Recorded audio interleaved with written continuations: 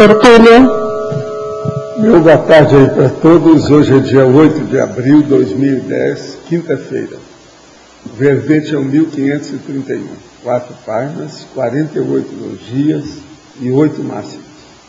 O tema é mega contraditoriedade. A especialidade é contradiciologia. Definição. A mega contraditoriedade é a condição pessoal específica do cientista convencional, materialista, eletronótico, mulher ou homem, dedicado exclusivamente a objetivos materiológicos, com indiferença total às pesquisas de si mesmo, do futuro pós-dessomático da própria consciência e da evolução consciencial multidimensional. A contradição mental somática do cientista convencional, homem ou mulher, as escolhas contraditórias na vida humana, as autocontradições mentais somáticas, o argumento contraditório aparentemente oposto ao senso comum, as incongruências pessoais, as omissões deficitárias, a inconsciência da contradição evolutiva, os obscurantismos travando as reciclagens existenciais, a força da imagem pública nos desvios existenciais das pessoas de valor, a força desviante gerada pela luz dos holofotes sociais ou temporais, o poder regressivo da fama, do prestígio corporativo e das aparências sociais, a falta do desconfiômetro no tempo e no espaço. Agora, nós temos na remissologia a remissão dos 5 verbetes aqui que nós já debatemos. Autoancestralidade, consciência da contradição, consciência eletronótica, mega contradição e positividade ambígua. Frase enfática. Comportamento da mega contrariedade ainda se inclui entre as mais lastimáveis condições vivenciadas por regiões de consciência intelectuais na Terra no 3º milênio. Você é portador de algum resquício da condição da mega contraditoriedade? Qual a razão lógica? Agora, pergunta. Vi seu recado na TV e me chamou atenção. Acontece comigo algumas coisas que não consigo entender. Por 4 a 5 momentos vi com antecedência em minha mente situações que realmente aconteceram e não sei identificar quando essas lembranças são reais ou frutos da minha imaginação. Como devo entender isso que me ocorre? Olha, esse aí é um fenômeno parapsíquico, aquilo que nós chamamos de parafenômenos ou parapercepção, que é chamado de pré-cognição. Às vezes também é simulcognição, que é ao mesmo tempo. Quando é assim poucos momentos, pode ser chamado de simulcognição. Uma outra coisa também que às vezes está envolvida nisso é o dejaísmo. Dejaísmo é aquilo que o povo chama de déjà vu, que é o déjà vu. Então, isso aí também pode estar aí dentro. O melhor que você faz é estudar o processo da pré-cognição, ou seja, a previsão parapsíquica da história. Isso é um fenômeno muito comum. É tão comum igual ao processo da intuição, por exemplo. Ele é mais comum, de todos os fenômenos parapsíquicos, esse aí é dos mais comuns que tem. Mas é bom estudar, sempre ajuda. Se você tem pré-cognição desse jeito, você deve ter outros fenômenos. É bom você levar isso à frente. Procure estudar o processo parapsíquico. Outra pergunta. Em sindromologia, as manifestações extremadas da sindectopia afetiva. O que vem a ser isso? Pode exemplificar? O processo é o seguinte: a ectopia afetiva é a hora que a pessoa coloca algum afeto, uma emoção, algum processo que ela tem um certo entusiasmo emocional por alguma coisa ou alguém, e ela põe no lugar errado. Por exemplo, essas pessoas que fazem fã-clube de cantor, fã-clube de artista, etc. Tal. Isso aí é uma ectopia afetiva. Outra coisa, a síndrome de Estocolmo é uma ectopia afetiva também. Quando a pessoa é sequestrada e a moça se apaixona pelo sequestrador. Isso também é um erro. Outra coisa é aquele chamado amor bandido, da mulher que é apaixonada por um bandidão. Isso também é ectopia afetiva errada. Agora, as manifestações extremadas, por exemplo, lá daquela nossa amiga lá dos Estados Unidos, que foi sequestrada e depois entrou no simbionte lá, aqueles negócios todos, aquelas coisas todas brabas, e virou revolucionária, com a boina na cabeça, etc. Tal. Uma dona riquíssima fez essa besteirada toda. Isso aí é uma manifestação extremada da síndrome da ectopia afetiva. Vocês estão sabendo de quem é que eu estou falando, né?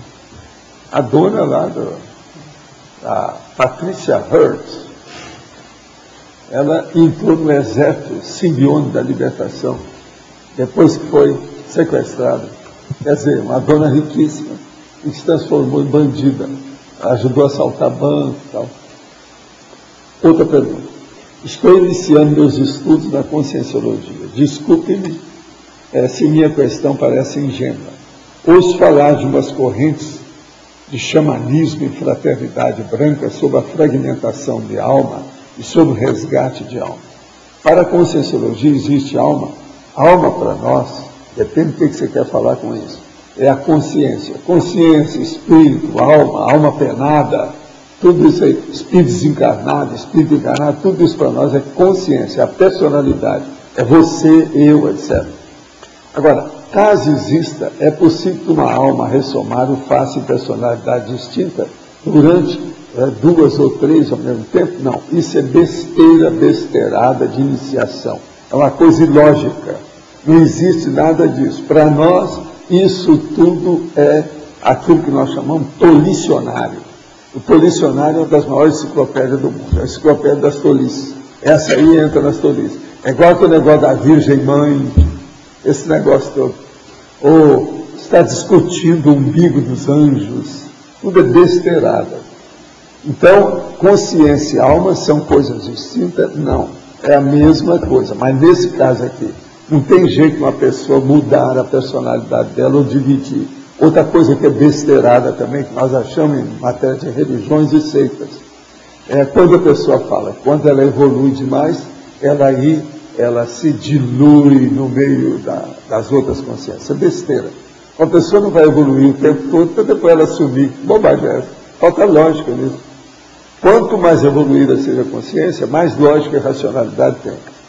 Eu e outra pessoa podemos ser a mesma alma? Não, não existe isso. Alma é alma, ela é individualizada, ela é bem específica. Se isso é possível, como se dá? E depois do dessom, então, isso tudo é bobagem. Esquece isso, não entra nesse bico, não. Está cheio de bobagem por aí afora. Imaginação, besteira, fantasia e criatividade, você sabe, é a coisa mais fácil que tem para a gente pensar. Existe mais imaginação boba do que as pedras ou seixos das praias da terra. Quer dizer, tem mais isso do que cisco na praia. Por que predomina a cor branca? Pode ir de outras cores? Ele deve estar falando a nosso respeito aqui. O processo todo é o seguinte: branco é muito importante porque é muito difícil você viver com branco. Viver com preto é fácil, viver com marrom é fácil, que esconde a sujeira. Esse aqui não, você tem que estar sempre limpo. Então é muito importante ver isso. Outra coisa também, o branco é muito importante, para a gente ver os bichos que aparecem, insetos, essa coisa toda, para o lugar permanecer mais ou menos limpo. Então o branco, a coisa séria, em matéria de profilaxia, ele favorece tudo. O branco é importante nessa questão. Você vê qualquer coisa nova que tem. Minha casa tudo é branco. E eu preciso ser, porque eu estou no meio dos insetos, aquela coisa toda. Se aparece uma lagartixinha desse tamanho, eu vejo de longe. Qual o melhor caminho que devemos seguir para alcançar o topo da evolução em o menor tempo possível? Existe uma receita para isso? Mostre-me o caminho. Olha, nós temos. Seria bom você começar a ler, principalmente esse livro aqui, ó, Nossa Evolução. Esse aqui te mostra a coisa mais depressa. Agora, se você quer andar mais depressa, faça a TENEPS. Esse aí é batatófilo, anda mais rápido. Potencializa todo o seu caminho evolutivo em pouco tempo. TENEPS. Mas para isso tem um manual, chama Manual da TENEPS. Sou psicóloga e vi o site, mas não consegui compreender o que é tertúlia. Quais os seus princípios e fundamentos e o que estudam? Desculpa a curiosidade e as indagações, mas faço parte de uma associação e acho que posso acrescentar ou não com vocês. Primeira coisa é a seguinte: tertúlia é a reunião onde nós debatemos os processos da evolução. Nós estudamos conscienciologia, que é o estudo da personalidade integral, com todos os seus veículos de manifestação e todo o modo da sua evolução. Aqui nós debatemos isso todo dia. Nós temos então um tertuliário e esse debate ele já vem para 8 anos até o momento. Atualmente nós fizemos essa inserção lá na televisão para chamar a atenção. São 4 delas. Hoje também apareceu lá de manhã, às 8h29, lá no jornal de manhã. Agora, nós fizemos isso para chamar a atenção dos intermissivistas. Intermissivista é aquela pessoa que fez o curso intermissivo, que estudou isso que nós estamos falando aqui, antes dela renascer. Então, nós queremos dizer que nós estamos aqui estudando aquilo que ela estudou lá. A maioria do povo todo que está aqui conosco, os nossos, vamos dizer, todos esses voluntários, eles fizeram o curso intermissivo. Só que em Foz, para vocês terem uma ideia, são 575 pessoas que mudaram a residência para cá.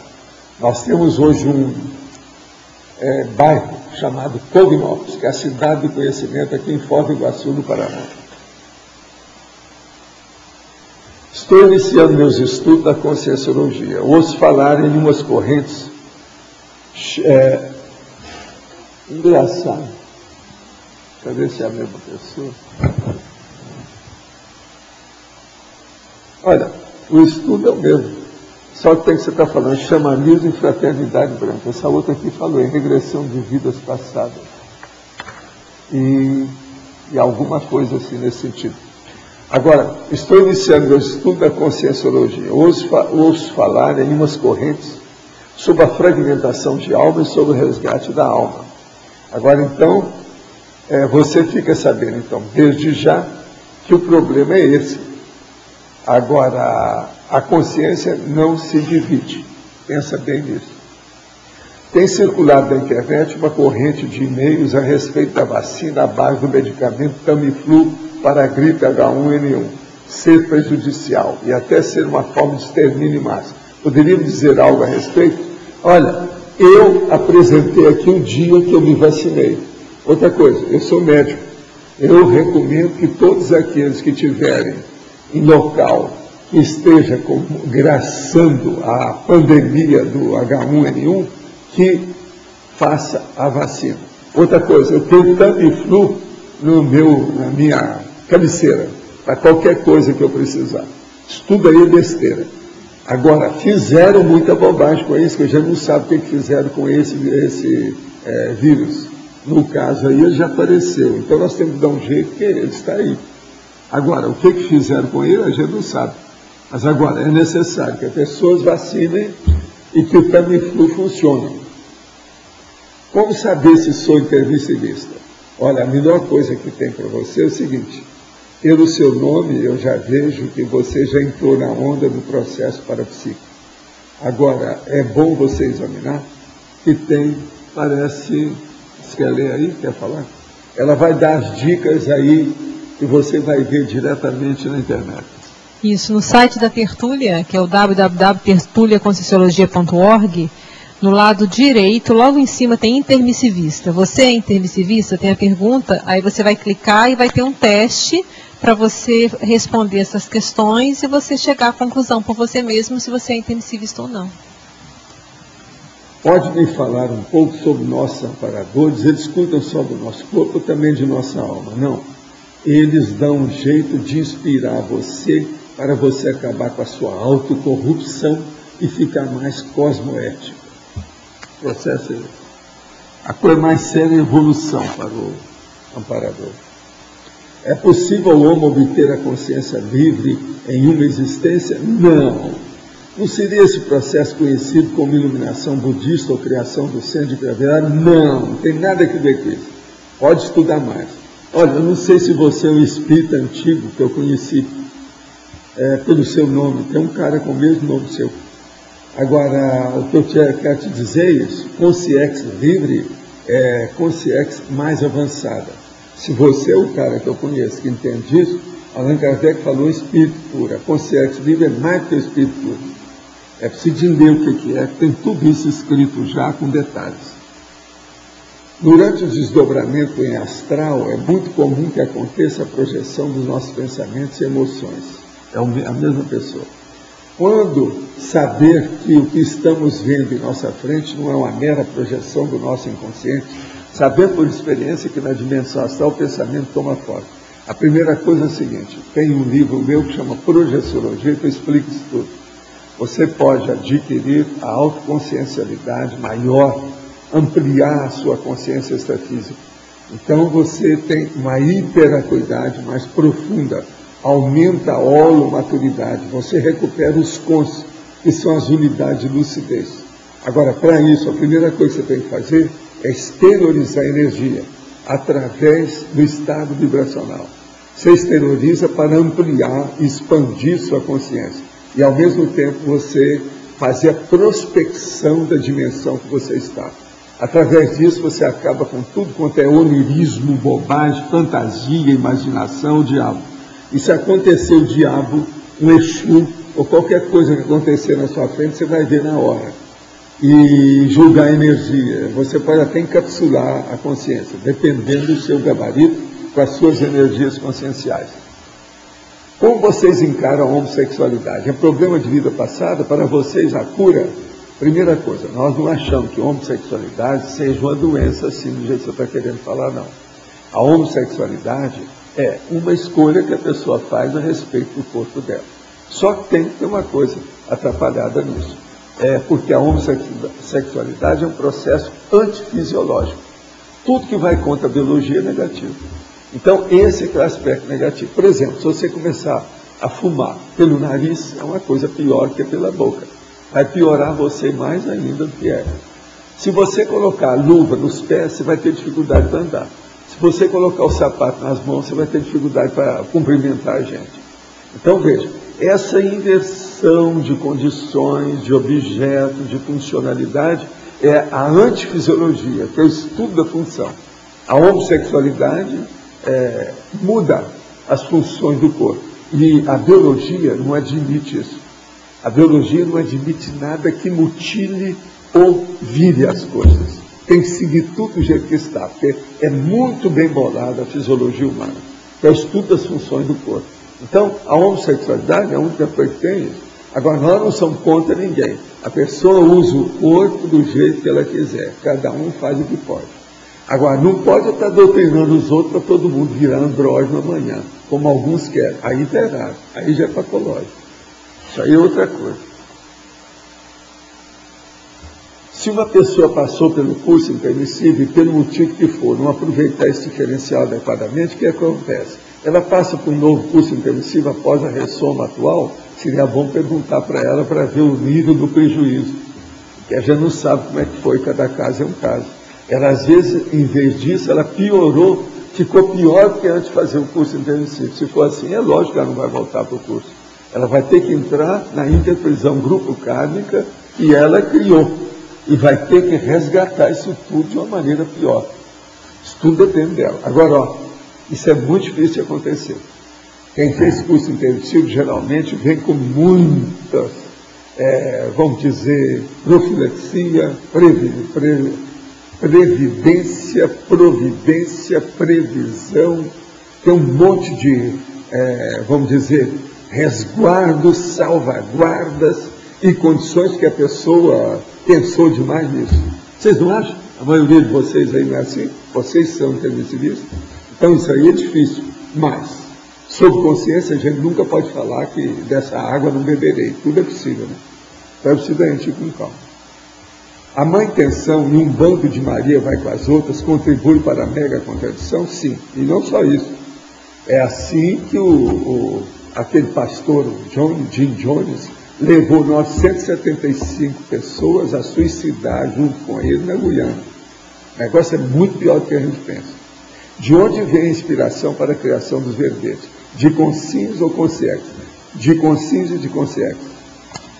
E outra coisa, de todos os tipos, tá certo?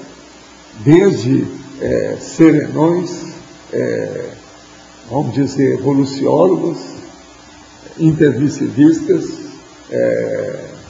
seres despertos da desperticidade, e etc. Agora, ó, eu quero clarear isso bem, porque ontem de cara, depois que houve a transmissão, apareceram 50 acessos aqui, imediatos aqui para nós. Hoje, às 8h25, foi transmitido de novo. Então, hoje eu quero falar para todo mundo que está aí, que eu não sei quem é que está, para o teletertuliano aí que está aparecendo a primeira vez. Aqui o povo está assustado comigo, porque eu falo tudo na cara, é chamada fratura exposta e soco na cara. É impactoterapia. Então eu quero explicar a nossa posição nisso. Eu não pretendo, eu particularmente, não pretendo fazer média com os outros, com as pessoas. Eu não faço média.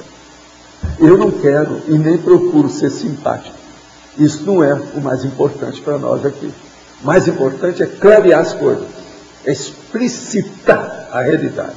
Não é simpatia, não. Eu não sou nem guru, nem mito, nem quero ser santo.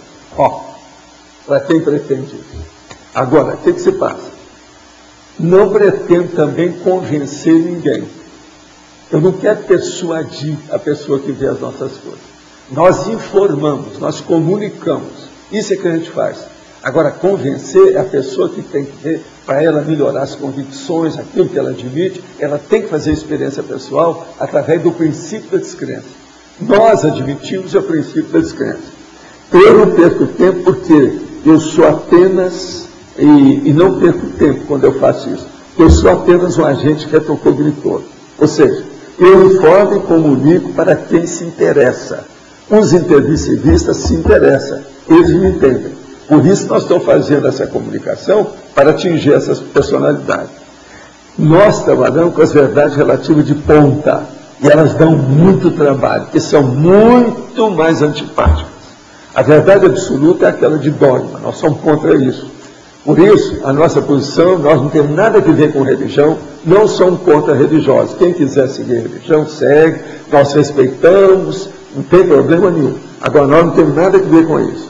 Outra coisa, 575 pessoas vieram transferidas para essa cidade aqui, para Foz do Iguaçu, mudar a residência para trabalhar conosco, para fazer a enciclopédia da Conscienciologia.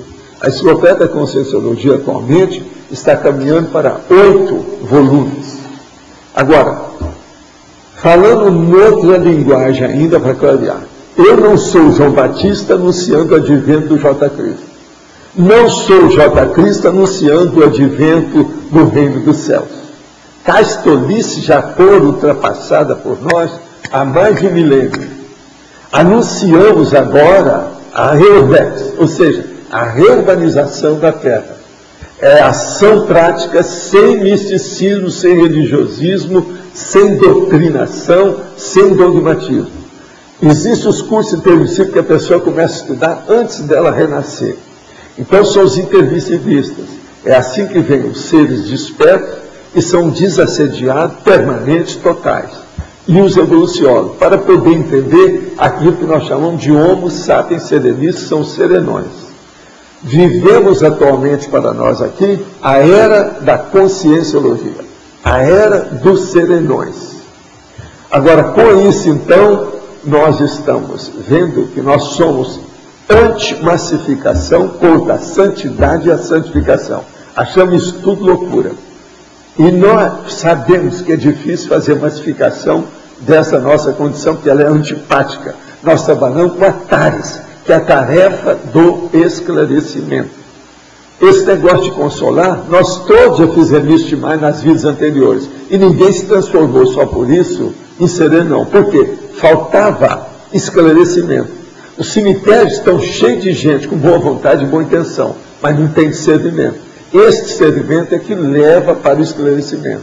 E é esse que nós trabalhamos. Nós temos que ter firmeza e explicitação da TARES, que até um certo ponto é muito mais antipático e muito mais difícil.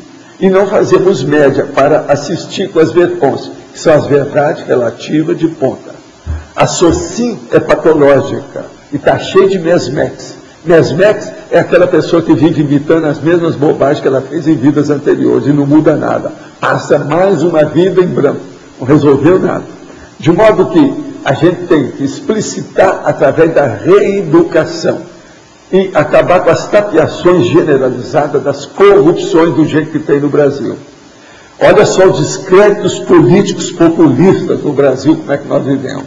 Isso aí é preciso fazer a reeducação do processo. De modo que isso é feito a partir do princípio da descrença. Eu acho que com isso eu fiz um resumo para todo mundo, é isso, a situação. Pode falar.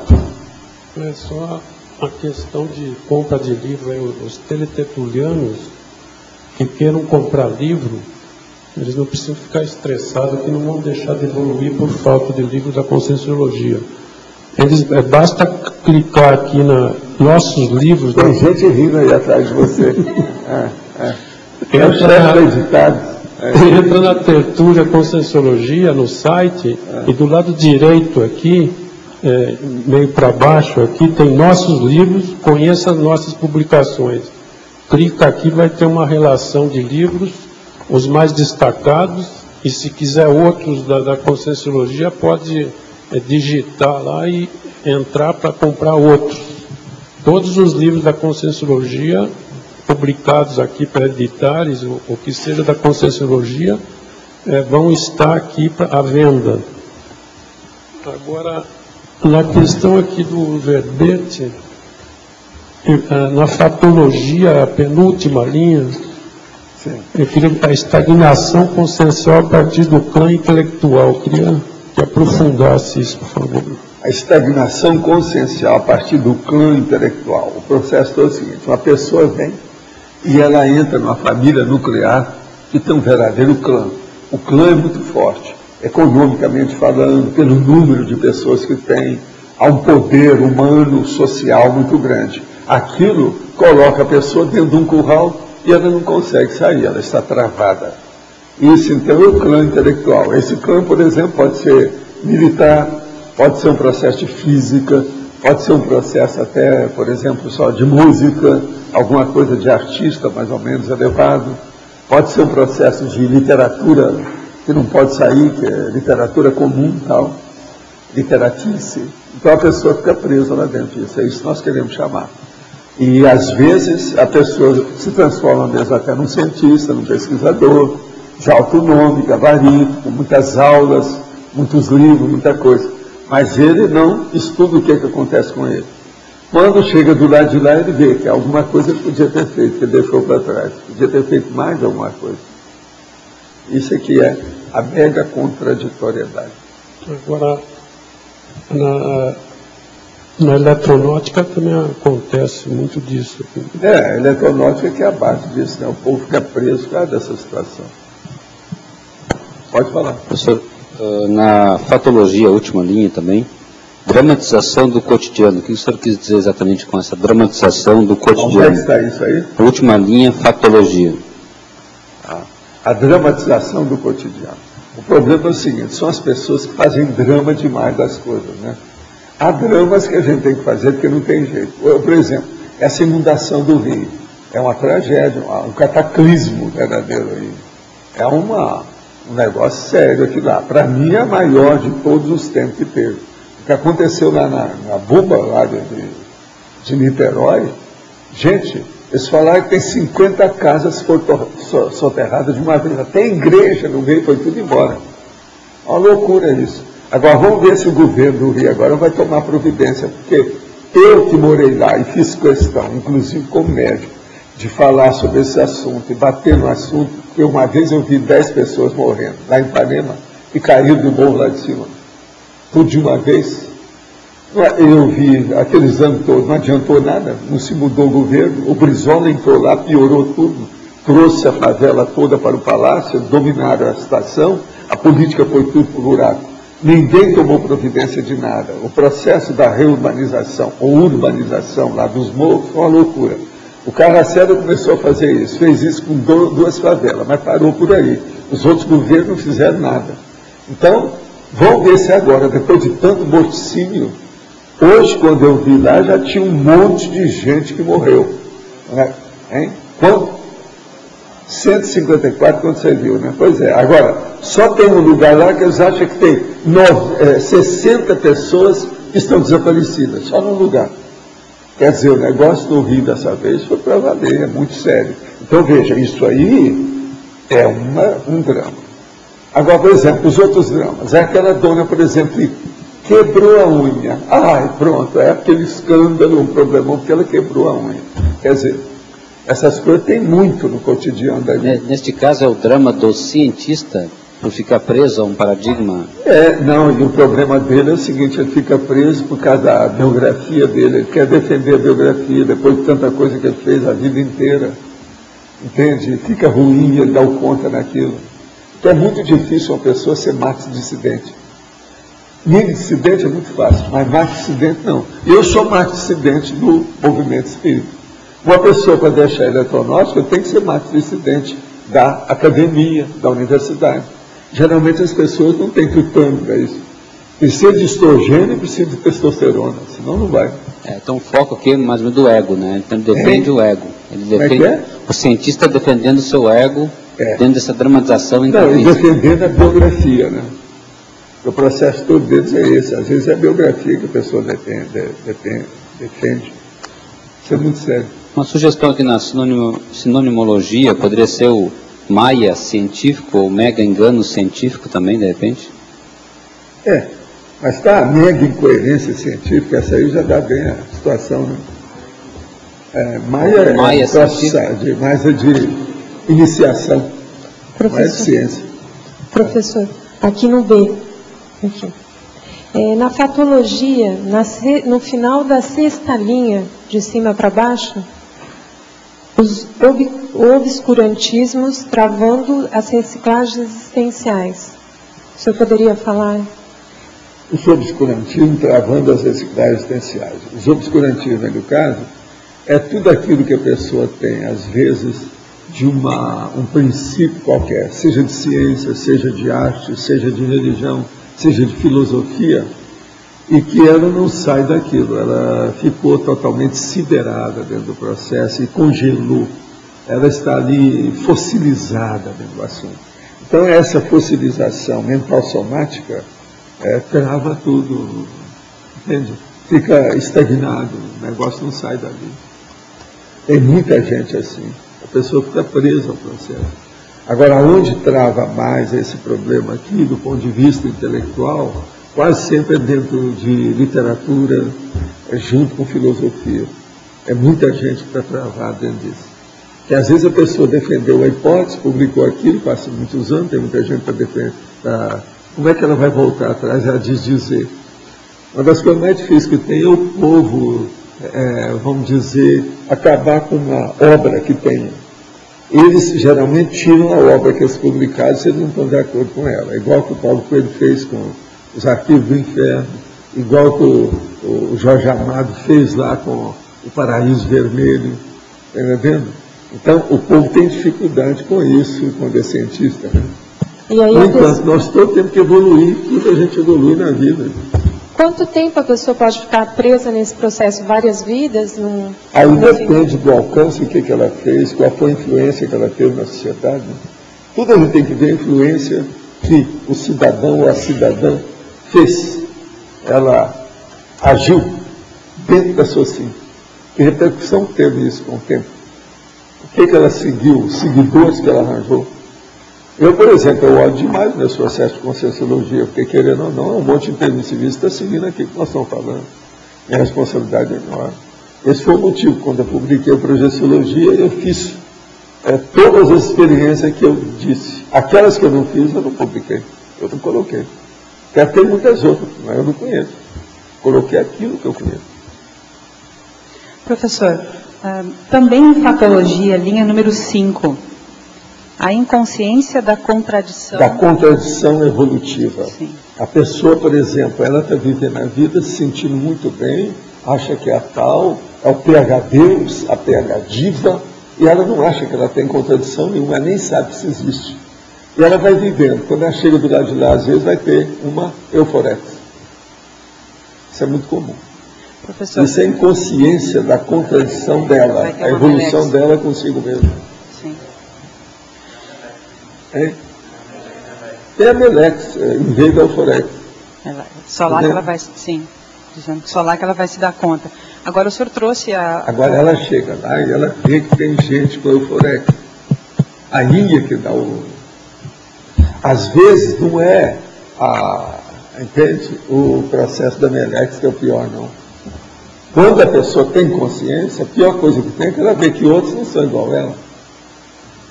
E outra coisa, às vezes é aqueles que ela não dava valor que estão em boa situação. Ela que estava por cima, isso sim. Aí a Melex é a mega Melex. Vocês estão entendendo? Eu já encontrei com um monte de consciências assim, nessa vida, fora do corpo. Parou. Não, pensa bem o drama da pessoa, a tragédia. Que condição que não é. Tudo quanto é processo de orgulho já implodiu, mas totalmente não sobrou nada. Entendeu? O senhor trouxe há pouco que o intermissivista, ele se calça, ou se calçou de várias maneiras para conseguir acessar as ideias. Agora, existe uma porcentagem que às vezes passa batido mesmo tendo feito o curso intermissivo. E aí a responsabilidade é mais séria ainda quando chega lá. Agora, a maioria tem noção. Todo mundo está muito lúcido.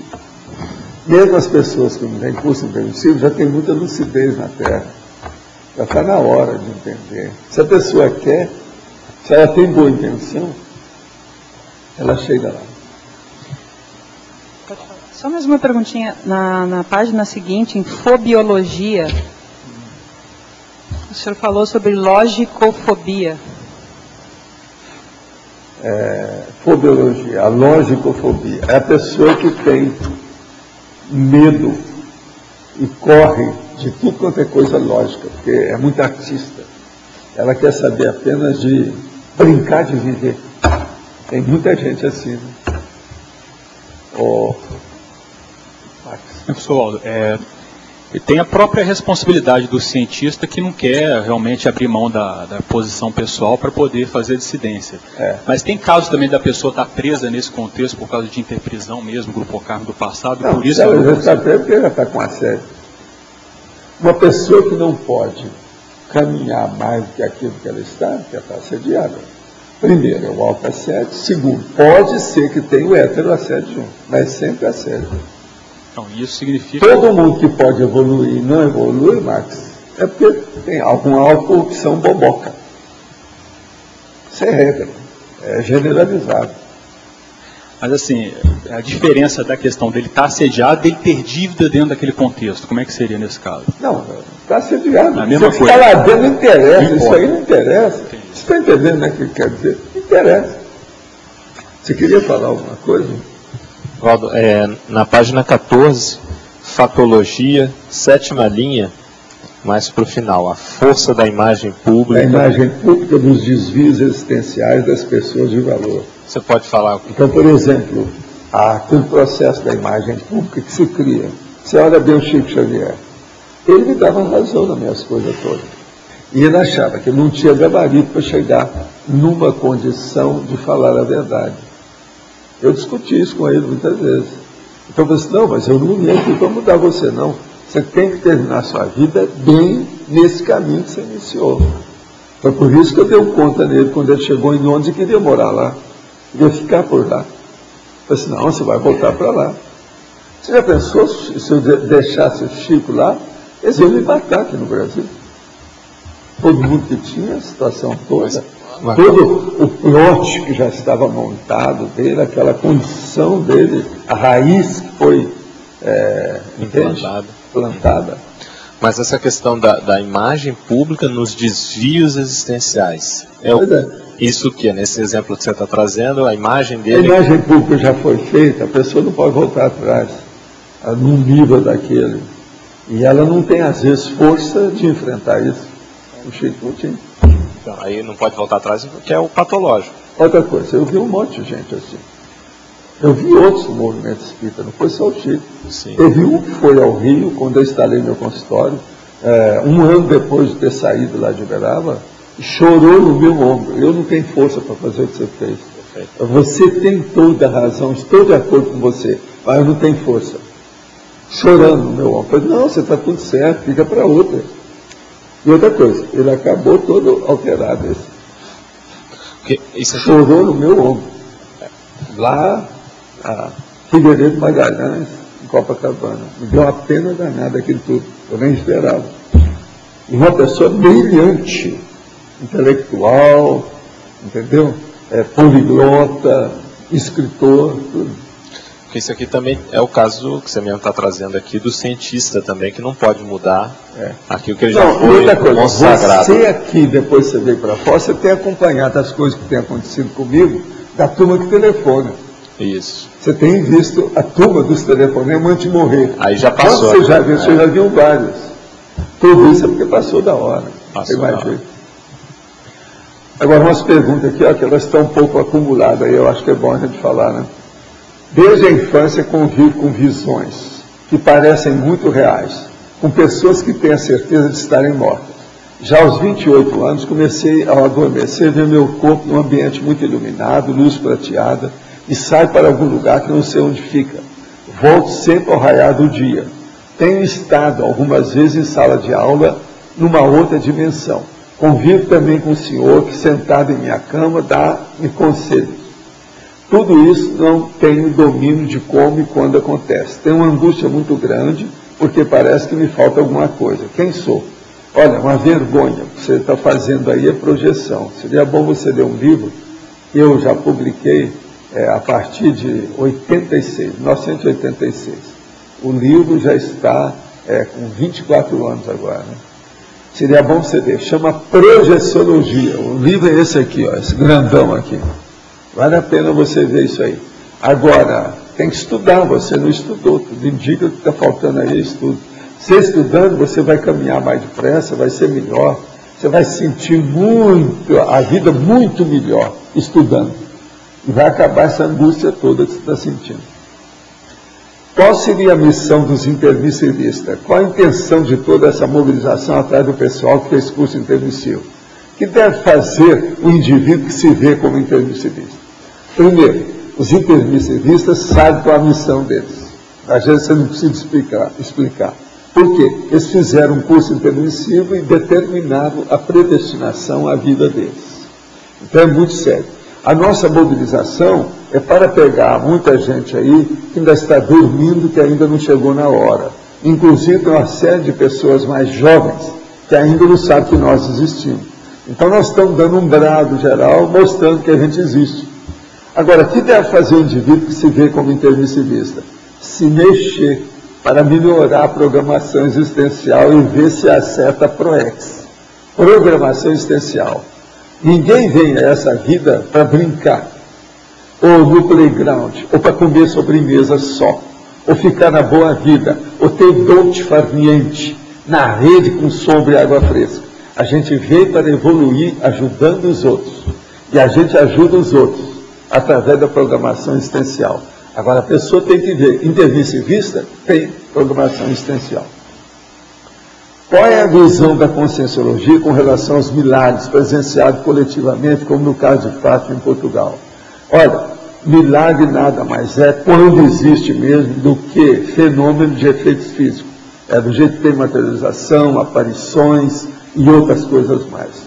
Não existe esse processo de coisa muito estupenda. Fenômeno para nós é coisa secundária, mas nós temos que estudar para saber o que se passa. Existe fenômeno e parafenômeno. Existe percepção e parapercepções. Então é preciso a gente examinar isso tudo para saber o que é. Agora, milagre é besteira do jeito que o povo quer falar. Do ponto de vista de prodígio, 1 milhão de coisas. Todo mundo passa por fenômeno parapsíquico, inclusive de efeito físico. Isso é muito mais comum do que o povo pensa. É que a maioria não entende nada disso. Gostaria de saber mais sobre os trabalhos realizados por essa instituição. Tenho 30 anos e desde pequeno, quando sonho, sei que estou sonhando e consigo me projetar. Ultimamente isso tem perdido a intensidade. Gosto muito de ler sobre a consciência através de espiritualistas como Eckhart Tolle, Vernon Howard, Shon-Guillaume Tung, pois o que eles dizem me parece muito familiar. Também sinto muita vibração energética no meu corpo em momentos que me permitem isso, porém não sei distingui-lo, o que me fez procurar entidades que trabalham com energia, mais precisamente Umbanda, porém sem resposta, pois eles não trabalham o despertar da consciência. Gostaria de focar essas energias. Será que vocês possuem algum estudo nesse sentido? Você quer falar aí uns dados aí para ele aí? Seria bom. Não, os seus endereços, quer dizer, assim, fala aí. É sobre energia, estado vibracional e estudar. Isso. Se você pegar aqui no próprio site da Tertúlia, na parte de baixo, tem nossas instituições, em cima tem nossos livros, é o último, penúltimo. Então você vai ter contato aqui com todas as instituições conscienciocêntricas. Então, você pode entrar em contato com o IPC, que tem várias cidades do Brasil, tinha que saber onde você é. Mas por ali você entra no site do IPC, e dentro do site do IPC tem assim, aonde estamos? E nesse onde estamos tem todas as cidades que abrangem que tem o curso do IPC. Se é no Nordeste, tem a Intercamp. Então, eu acho que pode fazer essa pesquisa. E qualquer dúvida maior, você liga para o próprio CAEC aqui, que o telefone nosso é 45 3525 2652. Tem vários cursos de energia aqui no CAEC também, em Foz do Iguaçu.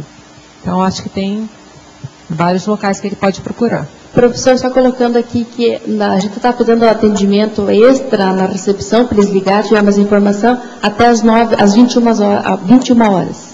Fala o telefone aí.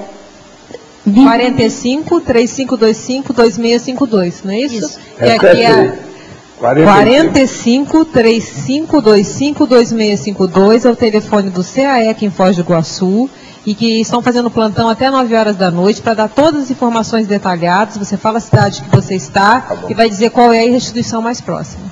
Quando novo, eu era uma pessoa muito tímida, e para me relacionar com as meninas em festas e boates, eu sempre bebia muito. Quando isso começou a me prejudicar, larguei totalmente a bebida. Mas agora tenho muita dificuldade na paquera. Uma mulher bonita já dispara o meu cardio-chakra. Como eu posso trabalhar essa questão emocional para superar essa condição? É arranjando uma mulher, fazendo uma dupla evolutiva, o mais depressa possível. Qualquer coisa tem manual da dupla evolutiva para você. É a recomendação que a gente dá, prescrição médica para ele. E o senhor tratar os espíritos encarnados e desencarnados como consciências e diz que, com a evolução, a consciência não se dilui no espaço. Vi o conceito que os orixás da Umbanda são espíritos cosmificados, co-criadores e mantenedores do universo. Como o senhor entende essa questão dos orixás? Pode dizer se meu nome pode indicar alguma ligação com o seu curso intermissivo, tudo que o senhor explica? Olha, a primeira coisa é o seguinte, seu nome não indica nada para mim. Agora, o que indica é o seguinte, é você estudar por você mesmo se você é intermissivista. Isso é que é importante. Quanto aos orixás, isso aí tem muita ainda tolice, bobagem e perturbação e, vamos dizer, muita processo de imaginação nas questões de orixás. O que nós estudamos é o seguinte, é a escala evolutiva que a gente tem aqui. Onde é que está a escala? Está lá. É uma escala evolutiva séria. Essa escala que a gente tem que ver. Por exemplo, os orixás, às vezes pode ser que tenha, mas a maioria, se está mexendo com Umbanda, eles são guias cegos ainda, mesmo se apresentando como se fosse espírito puro. Mas a verdade é que não é. Agora, os mais avançados que nós temos capacidade já de acessar conforme a situação, eles acessarem a gente, nós chamamos de consciência livre, que são as consciências extrafísicas mais evoluídas, acima dos serenões. São aqueles que têm a serenidade, que já domina tudo que a Terra pode dar para eles, e o serenão já chegou às vezes num local que ele se transforma, num nível que ele passa para a consciência livre. Então ele não precisa mais de renascer. Para renascer, a pessoa tem que renascer muito até ela dominar tudo que tem nesse planeta, senão ela não deixa não. Esse negócio de ter uma vida só e a pessoa embora, isso é bobagem. Ninguém fura o céu de uma hora para outra, isso é besteirada que tem. Isso é muita bobagem que tem nas seitas e religiões, tudo quanto é jeito. De modo que o problema seu aí, vamos estudar o processo e ver o problema. Seria bom você estudar o que é a teoria do Homo sapiens sereníssimos, e isso vai esclarecer você. Em meu consultório, atendo pacientes que convivem com antigos desafetos do passado. Pensando que a consciência permanece após a morte, o que o senhor acha sobre esses desafetos que atacam literalmente meus pacientes no consultório? Estudo é assediador, não tem nada demais. Nós estudamos isso aqui o dia inteiro, todo lado. Toda pessoa na Terra sofre assédio. Isso faz parte do serviço. Nós temos que aumentar o jeito de intensificar a nossa autodefesa energética. Então é fazer a assimilação e a desassimilação. E ver como é que é. E fazer o encapsulamento quando precisa. E dominar o estado vibracional. Com isso, nós podemos ampliar o processo e acabar com os ataques extrativos de tudo quanto é jeito. A gente anula a influência dessas consciências. Muitas delas, por exemplo, são consceneres, ou seja, consciências energívoras. Elas têm fome e sede de energia e atacam as pessoas. Às vezes não tem má intenção, não. Elas estão carentes. Então isso tudo tem que ver o seu consultório, o que é que você faz lá. Uma outra coisa, seu consultório você precisa de isolá-lo, blindá-lo com energia. Você tem que dominar mais o seu estado vibracional e entender o que nós chamamos de desassim, ou seja, desassimilação simpática das energias. Parabéns para você e para o pessoal da divulgação das tertúlias. Quero comunicar a vocês que ontem, quarta-feira, às 20h23, foi ao ar e eu via a Rede Globo, Canal 40, aqui na cidade de São Paulo, o anúncio da tertúlia. Sei que vocês provavelmente já sabem disso, porém creio que gostaria dessa confirmação clara e positiva. Vem cá, Canal 40, não é esse canal? Então ele viu, foi da Globo News, você não viu o outro nosso. Às vezes um pega no outro, é isso? O problema é esse. Quem está falando é o Joaquim Pose. Ele viu as coisas. Outra coisa, Joaquim, ontem à noite saiu também, né? E hoje de manhã às 8h29 também saiu. Tudo na Globo. Já tive experiência de projeção astral e provei a leveza do nosso ser espiritual. Há em mim agora um sentimento de peso do corpo físico e até mesmo um desejo de desencarnar rapidamente. Isso é saudável? Não, é péssimo. Você está totalmente por fora. É bom você pegar um livro que eu escrevi, chama Projeciologia, está em 10ª edição. Você é um boboca extrafísico, um boboca projetivo.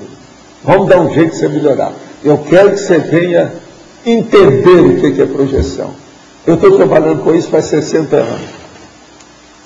O senhor me indicou a leitura do livro De Coração para Coração e disse que eu não conseguiria ler o livro por 3 minutos. Li o livro todo, tive alguns banhos energéticos, mas não consegui perceber nada com lucidez e certeza. De qualquer maneira, eu falei, talvez eu não fosse entender. Nem lucidez e nem certeza. Confesso que ainda não entendi o desafio proposto para ler esse livro, mas continuarei pesquisando. Realmente, o conteúdo maternalista do livro me levou a uma leitura recreativa. Então, como fazer pesquisas técnicas em livros com esse conteúdo? Qual seria a causa primária dos bloqueios de rememoração de vidas anteriores? Olha, cada pessoa tem o seu, né? Precisa examinar, isso é só através das retrocognições ou examinando a pessoa. Agora, você, de qualquer maneira, você está tendo um primeiro contato com a situação. Mas veja, de qualquer maneira, você não pode desdizer o que eu disse. Eu falei que você ia ter alguma coisa realmente, ou você teve um impacto. Não consegui perceber nada com lucidez e certeza. Porque o livro é de coração para coração. Ele é totalmente da maternagem. Essa pessoa aqui está tirando o corpo fora da história. Então, às vezes, tem um certo problema. O livro é muito da maternagem, tem muito processo, quase que é literatice, né? De mulher, né? É um problema sério aqui. Mas agora, por exemplo, tem algumas versinhos lá dentro que são primorosos, não adianta meter o pau, né? O negócio é sério, de coração para coração. Você já lembra dos versos que tem lá? Tem uns muito bem feitos, resumo, a síntese do negócio, que é fora de sério. Eu, por exemplo, que sou aí másculo dentro da situação, e recebi aquele livro que é antípoda da minha condição hoje, eu reconheço que tem alguns versos lá muito bem bolados. Na ocasião, eu mesmo. Teve gente que veio até me falar sobre isso. Coisinha de criança, você vê que é uma criança escrevendo, mas os versos são perfeitos. E a ideia sintética também. Isso aí está fazendo ele pensar em nossa mente. Mas quem é que está aí com o micrófono? Tem alguém? Já que nós estamos. Valdo, aqui na 7ª linha de cima para baixo, na patologia, 1, 2, 3, isso mesmo, no final ali, a força da imagem pública. A força da imagem pública no desvio existencial da pessoa de valor. Você quer responder, por favor? Não, porque eu queria... Não, peraí, eu queria fazer uma correlação. Eu já falei. Não, eu queria fazer uma correlação, acho que o Arlindo perguntou aqui, estagnação consciencial a partir do clã intelectual. O que eu estou vendo, assim, a gente com esse trabalho que está sendo feito é para resgatar muita gente que está fora. Qual é o ponto que faz, qual seria o argumento para a pessoa parar e pensar da vantagem dela assumir o curso intermissivo? Igual você falou que eu queria dessomar aí agora. Nada, João. O problema é ela falar sobre o curso intermissivo, ela reconhecer isso. Tem que dar efeito para ela. A hora que bater nisso aí, vai mexer no curso intermissivo dela. Ela já tem, o processo é a gente dar o contato. Okay. Esse contato é que precisa, só isso. É um processo de LED. Entendi. Você está entendendo? Não precisa ser um farol, só um LED. Tá bom. Coisinha. É isso que eu queria saber. Geralmente vai entrar. Você vai ver o que vão acontecer, cara, de agora para frente. Vários deles vão acontecer. Isso é inevitável. Ok. Quando você fez aquela lista de 6 pessoas que poderiam ter dado essa virada em toda a história do parapsiquismo e tudo mais, aí que o Chico Xavier estava ali nela, aí você falou assim, a minha esperança era que o Chico Xavier tivesse dado uma virada e nós dois juntos fôssemos fazer isso, certo? Mas agora mesmo você falou que se ele tivesse ficado em Londres, ele já estava comprometido. Eu nem propus nada disso. A hora que eu vi que o negócio estava muito avançado, não dava mais. Quer dizer, quando você já encontrou... Eu cheguei lá no pico de um escândalo em torno dele. Ele estava muito aborrecido com as coisas. Ali já foi não a dava. fase da vida dele, que eu trabalhei junto com ele, porque ele estava mais aborrecido foi quando eu encontrei com ele. Era muita coisa que estava contra ele. Eu sei porque ele abriu o jogo, fiquei sabendo de tudo, é coisa que... Essas biografias que estão fazendo é só para ver a santidade dele. Estão transformando o Chico Xavier em um santo brasileiro, um novo santo brasileiro. Então é só isso, mas a realidade dele como pessoa humana, as coisas que ele passava, isso aí não vem a puro, não vem ao público.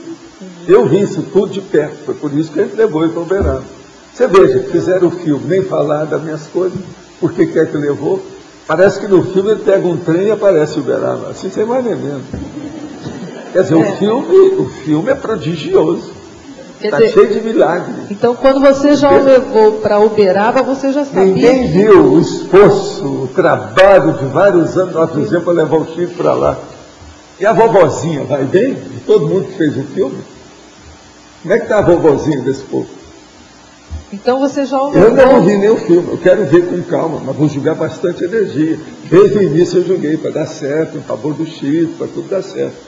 Outra coisa, um monte de revista, um monte de jornal, está tudo aparecendo. São 5 filmes que tem que estão mexendo com o Chico Xavier. Esse aí é um deles, mas tem mais 4. Já aparecendo nas revistas, já tem vários aí, eu li, já me mostraram. Tá? Então você já o levou para Uberaba para ajudá-lo especificamente para ele ficar no espiritismo. Não é isso, eu fiz um trato com ele. Chico, eu vou ser o seu para-choque. Para não acontecer mais escândalo nenhum bravo com você. Tudo que tiver, você vai jogar em cima de mim. E eu vou ser o seu advogado de defesa.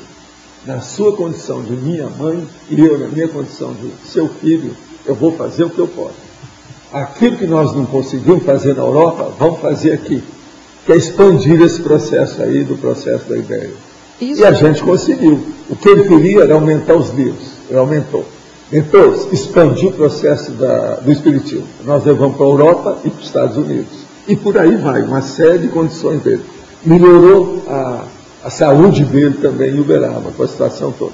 Melhoraram também os processos dos trabalhos, das sessões espíritas todas.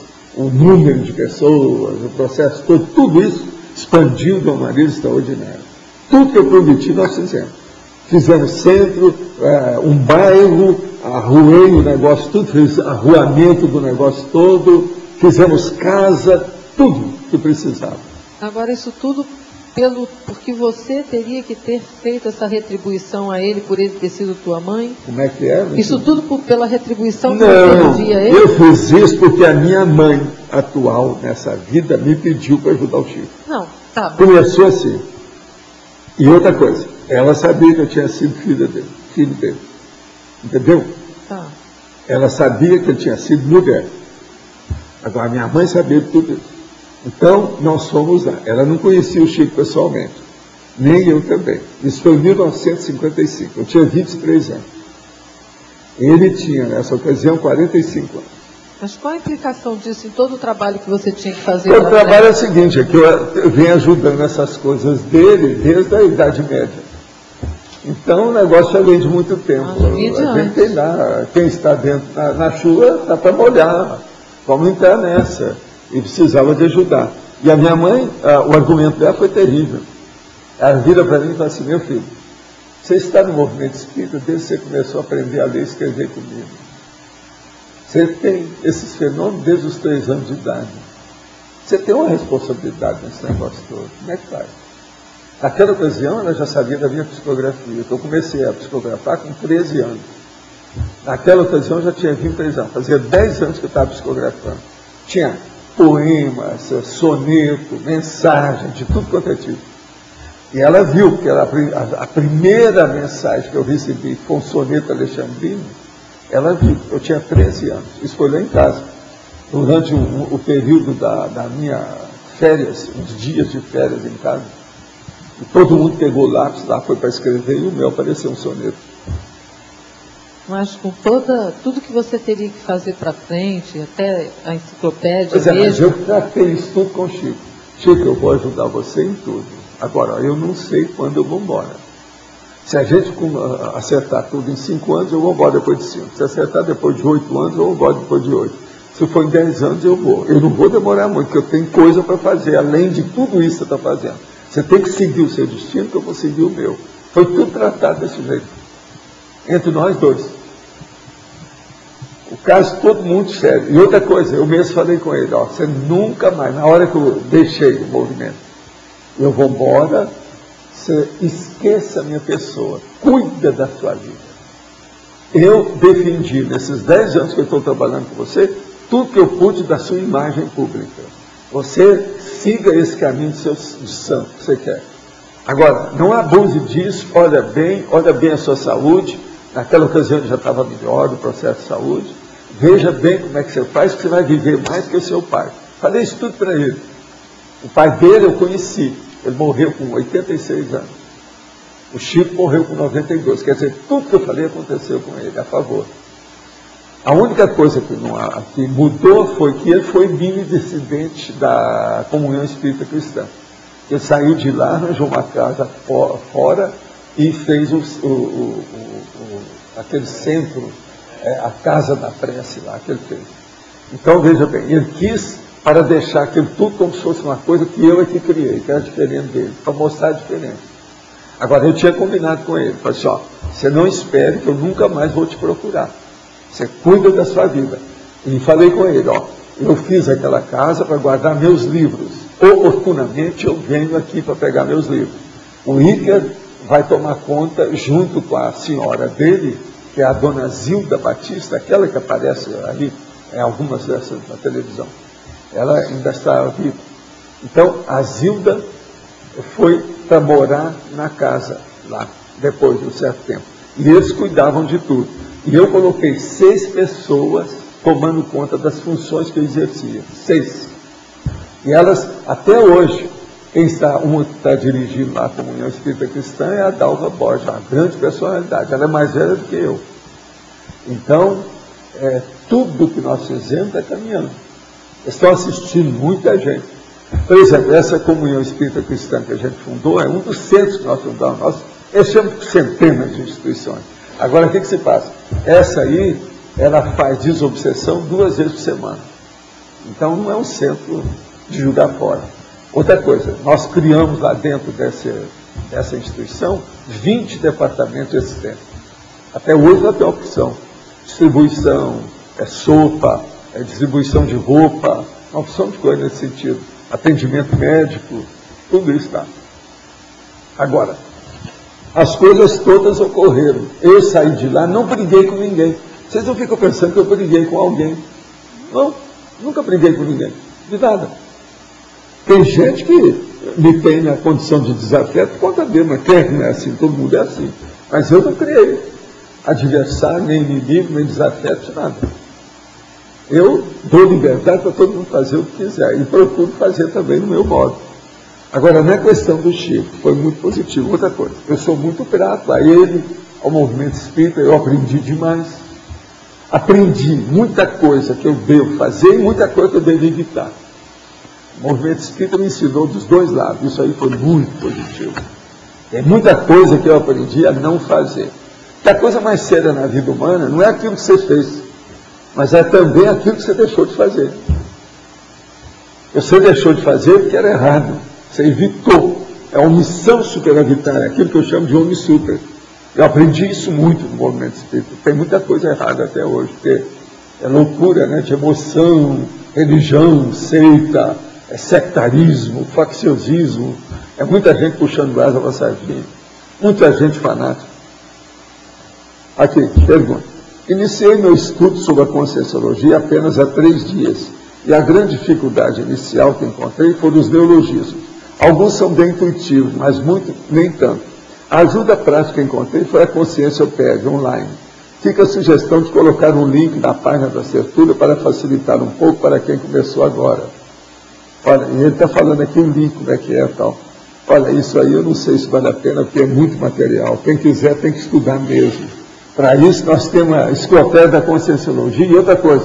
Tem o DVD, né? Só pegar o DVD da enciclopédia. É muito mais fácil.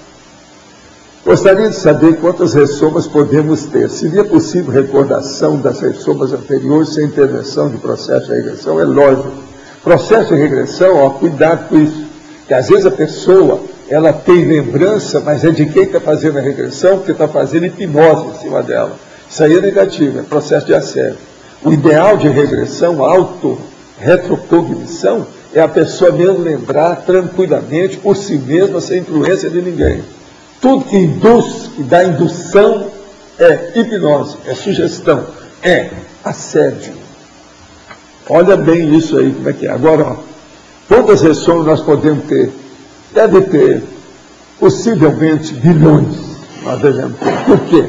A gente começou com isso na base de bactéria, de infusório, até agora, deve ter sido bilhões, né? Até o momento. Eu não sei. Às vezes são trilhões.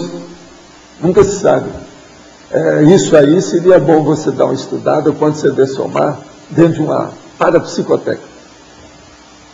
É possível que uma pessoa ressome de propósito um corpo fraco para certa substância a fim de que não caia novamente em vício do passado? Sim, isso é possível. Por exemplo, na maioria das vezes em que tentei beber ou fumar, acabei passando mal, mesmo consumindo pouco. Pessoas que são fortes contra toxinas possuem macrosoma? Pessoas com profissões que exigem grande esforço físico possuem macrosoma? Olha, isso tudo pode ser que seja, mas cada caso tem que ser estudado. Essa pessoa é um homem, está escrevendo de Münster, na Alemanha. Esse aqui veio da Alemanha. Parabéns e muito obrigado pelas palestras diárias. Não conheci o site.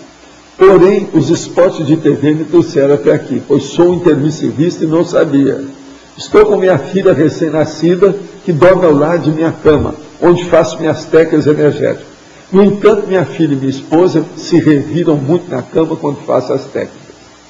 Posso prejudicar minha filha com as técnicas energéticas, pois sinto que emano muita energia no ambiente e fico preocupado. Sei que existe o acoplamento alto, sabendo que minha filha é recém-nascida, fico com receio. Escuta, faz seus processos energéticos noutra peça da casa. Saia de lá. O que é que você vai fazer junto com a criança recém-nascida?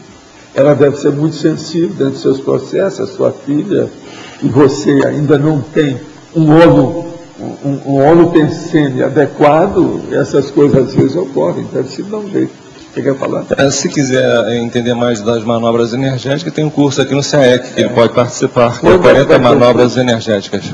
Onde é que vai ter lá? Vai ser no dia 15 e 16 de maio e dia 12 e 13 de junho. Qualquer mais informações, entrar em contato com o CAEC. Há algum lugar de aulas práticas em que eu possa ter assistido enquanto fizer a projeção da consciência? Não sei se é bem assim. Já fui ao IPC e não tive muitas respostas sobre problemas que tenho desde criança como fixação na vida, depois da vida, e sempre fui muito místico. Acredito que fazer a projeção me faria desapegar de muitos conceitos que me prendem. Na minha terra o nome disso é tomar vergonha na cara. Seria bom você tomar vergonha na sua cara, perante as suas condições de consciência. Agora, o que se passa? Vamos estudar, tem muita coisa para você estudar para ver o que faz com isso. Olha bem meu livro Projeciologia, que ele pode te ajudar na opção de coisa disso. E deixe os processos de misticismo. Coloque discernimento no seu local de comoção, de comocionalismo, de muita emoção. Olha o discernimento, olha a racionalidade, pondera, empregue a lógica, que você vai melhorar o seu processo místico. E outra coisa, tudo indica, pelo que eu estou sentindo aqui, que você tem assistência. Só que tem, você tem medo até de amparador. Eles estão me falando aqui para dizer isso. Professor. Agora veja, essas pessoas que têm medo de amparador são das mais pusilânimes que existem. Professor Valdo, o senhor coloca aqui, eu já vi no antagonismologia, o senhor coloca o antagonismo vida-morte, e lá na exemplologia, no final, o senhor coloca a condição da mega contraditoriedade duvidosa. Caberia, em função disso aí, lá na tecnologia, a técnica de mais um ano de vida? Pode pôr. Mas agora, essa técnica eu coloco em muitos outros verbetes, às vezes eu evito pôr. Mas a nossa deusa Minerva, ela resolve. Você vê o que você acha.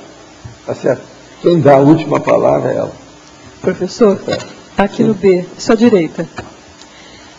Tinha duas dúvidas. A primeira é com relação ao primeiro polinômio, aqui na página 15. Sim. O polinômio forças, fraquezas, ensejos e coerções.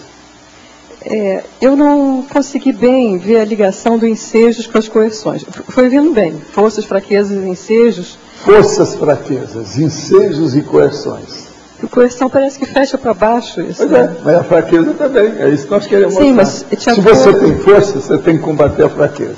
Se você tem ensejo, você tem que ir contra as coerções que tem e não fazer a coerção.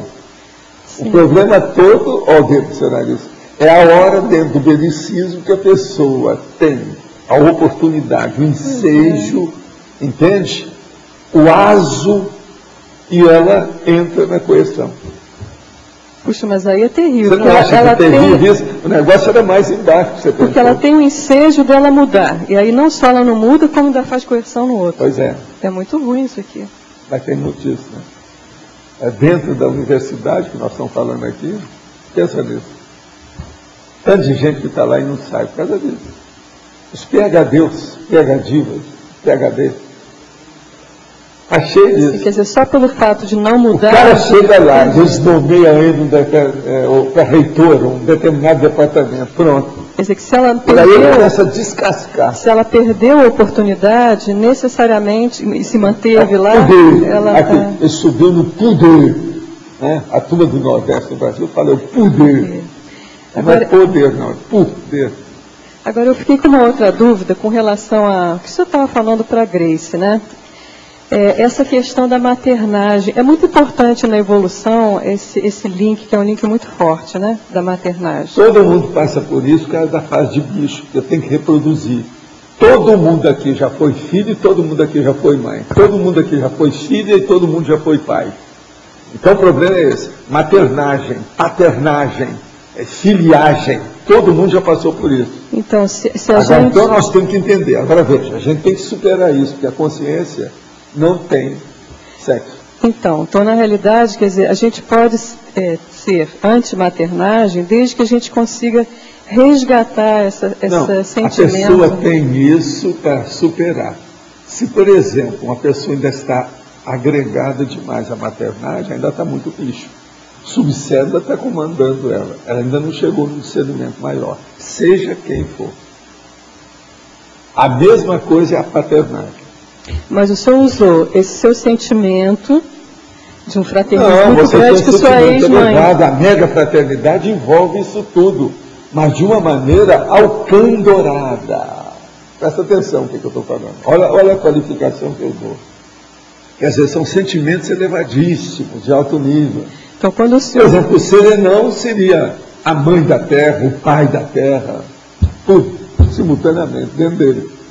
Quer dizer, mas de um nível muito elevado. E outra coisa, vendo o essencial, o prioritário da evolução. Mas dando uma banana para a gestação. Mas o início desse sentimento muito elevado foi o de mãe do bicho lá.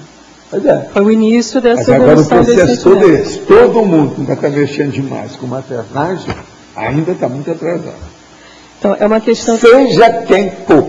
Inclusive aquela dona que acha que é a rainha do cosmos, a hora que está com o carrinho no supermercado, com a criança dela. O senhor sabe, sempre que o senhor fala isso, sempre que o senhor fala isso, eu me lembro que eu não sei se eu passava com esse garbo todo, mas eu me sentia intocável. Eu me sentia intocável, era como se eu fosse inatingível enquanto grávida. Agora, ó, você sabe o que é isso, né? Não é só a sua consciência, não. São os hormônios da fase que tem a parte da gestação. Esses hormônios, mexendo dentro de todo o processo dos órgãos e sistema do corpo da mulher, o ginossoma, cria esse problema, do jeito também que cria. Pode saber que nessa ocasião você emburreceu totalmente. Total, isso também é verdade. Aí isso faz parte. A mulher emburrece do lado para ficar mais suave com a cria que acabou de chegar. Eu lembro quando eu voltei para o trabalho... Chegam 3 crias na mesma hora, como é que fica? Ela tem que se dedicar aqui dia e noite. Criar não é fácil, exige, é um processo que é terrível. Desses negócios todos que a pessoa faz, em matéria de emprego, função, ocupação, empreendimento qualquer, cuidar de criança recém-nascida é uma das que exige mais atenção. Dentro da cuidadologia, é isso e Alzheimer. São das coisas que mais precisam. Alzheimer também precisa, porque a pessoa volta a ser criança, mas doida. Então aí o negócio é pior. Né? Agora, professor, são dois fatos de cuidadologia que são antípodas. É o mais bravo que tem. Uma última pergunta. A sua mãe sabia que o senhor tinha sido... O Chico tinha sido sua mãe em outra vida? O senhor tinha falado isso para ela? Minha mãe sabia da opção de coisa. Eu contei para ela dezenas. Então foi de mãe para mãe, né? E reencarnações dos outros. Que ela era curiosa para saber. Mas ela não falava para ninguém. Ela sabia de Então tudo. Esse pedido dela, ela já sabia? Quando ela lhe pediu? Então foi do Sabia. E Colégio Visível das Mães. Qual era a relação dela com o Chico, de vidas anteriores. E qual era? Ela também sabia. Ela sabia. E outra coisa, ela confirmou a opção de coisa disso. Minha mãe não era boba, não. Você sabe que nós temos foto, por exemplo, do Chico com a minha mãe, eu, tudo de maiô na praia em Ipanema. Tem um monte de coisa dessa. A gente ia tudo quanto era lado junto. Tinha gente conosco. Tinha o Manuel Português, que era um grande amigo nosso também, tudo de calção lá na praia com a gente. Alto nível. Eu fiz muitas viagens com ela e com o Chico, etc., com a minha tia, o Fala, esse povo todo. Eu pegava e punha tudo no avião e ia. Sabe, era um jeito para poder sair, porque depois que eu tive um infarto, não era para eu passar em Uberaba. Então, quando chegava a 3 meses, eu dava um jeito de sair uns dias. Porque senão, eu poderia ter um infarto de novo. Era assim que eles falaram. Então, eu tinha que seguir o que os médicos estavam mandando. O Chico gostava demais, porque a gente podia sair, podia ir nas livrarias, ver as coisas fora em São Paulo, no Rio, ele gostava demais. E para quem já viveu a beira-mar, viver longe do mar é difícil, né? Como é que é? Para quem já viveu a beira-mar, em outras vidas, depois já viver longe do mar, não é difícil? Esse negócio de beira-mar, eu acho tudo isso ilusão. Um processo de geopolítica, matéria de situação da pessoa, é bobagem. A pessoa ela tem que fazer o óleo terceiro dela. Se ela conseguir se adaptar àquele local, da atmosfera que ela está, qualquer local é bom. Eu fico pensando nisso baseado na minha experiência do processo de passado. Eu já vivi tudo quanto é lado. Montanha, deserto, cada coisa horrorível. E como é que é? E outra coisa, vocês todos já devem ter vivido assim. Todo mundo aqui já teve essas experiências bravas, tudo quanto é jeito. Então, isso é inevitável. De modo que eu me adapto bem nessas coisas, eu não faço muita questão do local, não. O problema eu faço questão é da adaptação. Porque às vezes você pode arranjar o melhor local para a pessoa viver.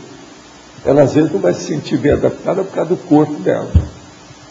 Seu corpo, por exemplo, é mais para frio ou mais para calor? Olha, Agora, vamos supor que ele seja mais para calor, e eu te coloco você para a Sibéria. Você vai reclamar a vida inteira. Não, a gente vai acostumando. Você entende? Então o processo é essa adaptação, que é aquilo que eu chamo da adaptaciologia. Tem até Verbete que já trouxe aí falando sobre isso. É muito importante. Obrigada. Está claro? Valdo. Professor Paulo, aqui. Na fatologia, terceira linha, tem um exemplo ali do item argumento contraditório, aparentemente oposto ao senso comum. O problema é o seguinte, é a hora que você arranja aqueles argumentos que a pessoa tem, por exemplo, debatendo com o povo da academia e da universidade, e aparentemente o negócio é contraditório, está em conta, mas eu não entendo nada, você fica vendo navios no negócio. Então, isso tudo é importante. O argumento contraditório é aparentemente oposto ao senso comum, mas não é, porque está faltando a experiência da pessoa. O comum não entende. Por exemplo, a opção de argumento que a gente tem com base parapsíquica, o povo, de modo geral, não entende nada disso. Se a gente for falar, não dá. A hora que eu falo, por exemplo, personalidade consecutiva, tem gente aí que não admite isso de modo algum. Não é possível que você sabe disso. Não é possível.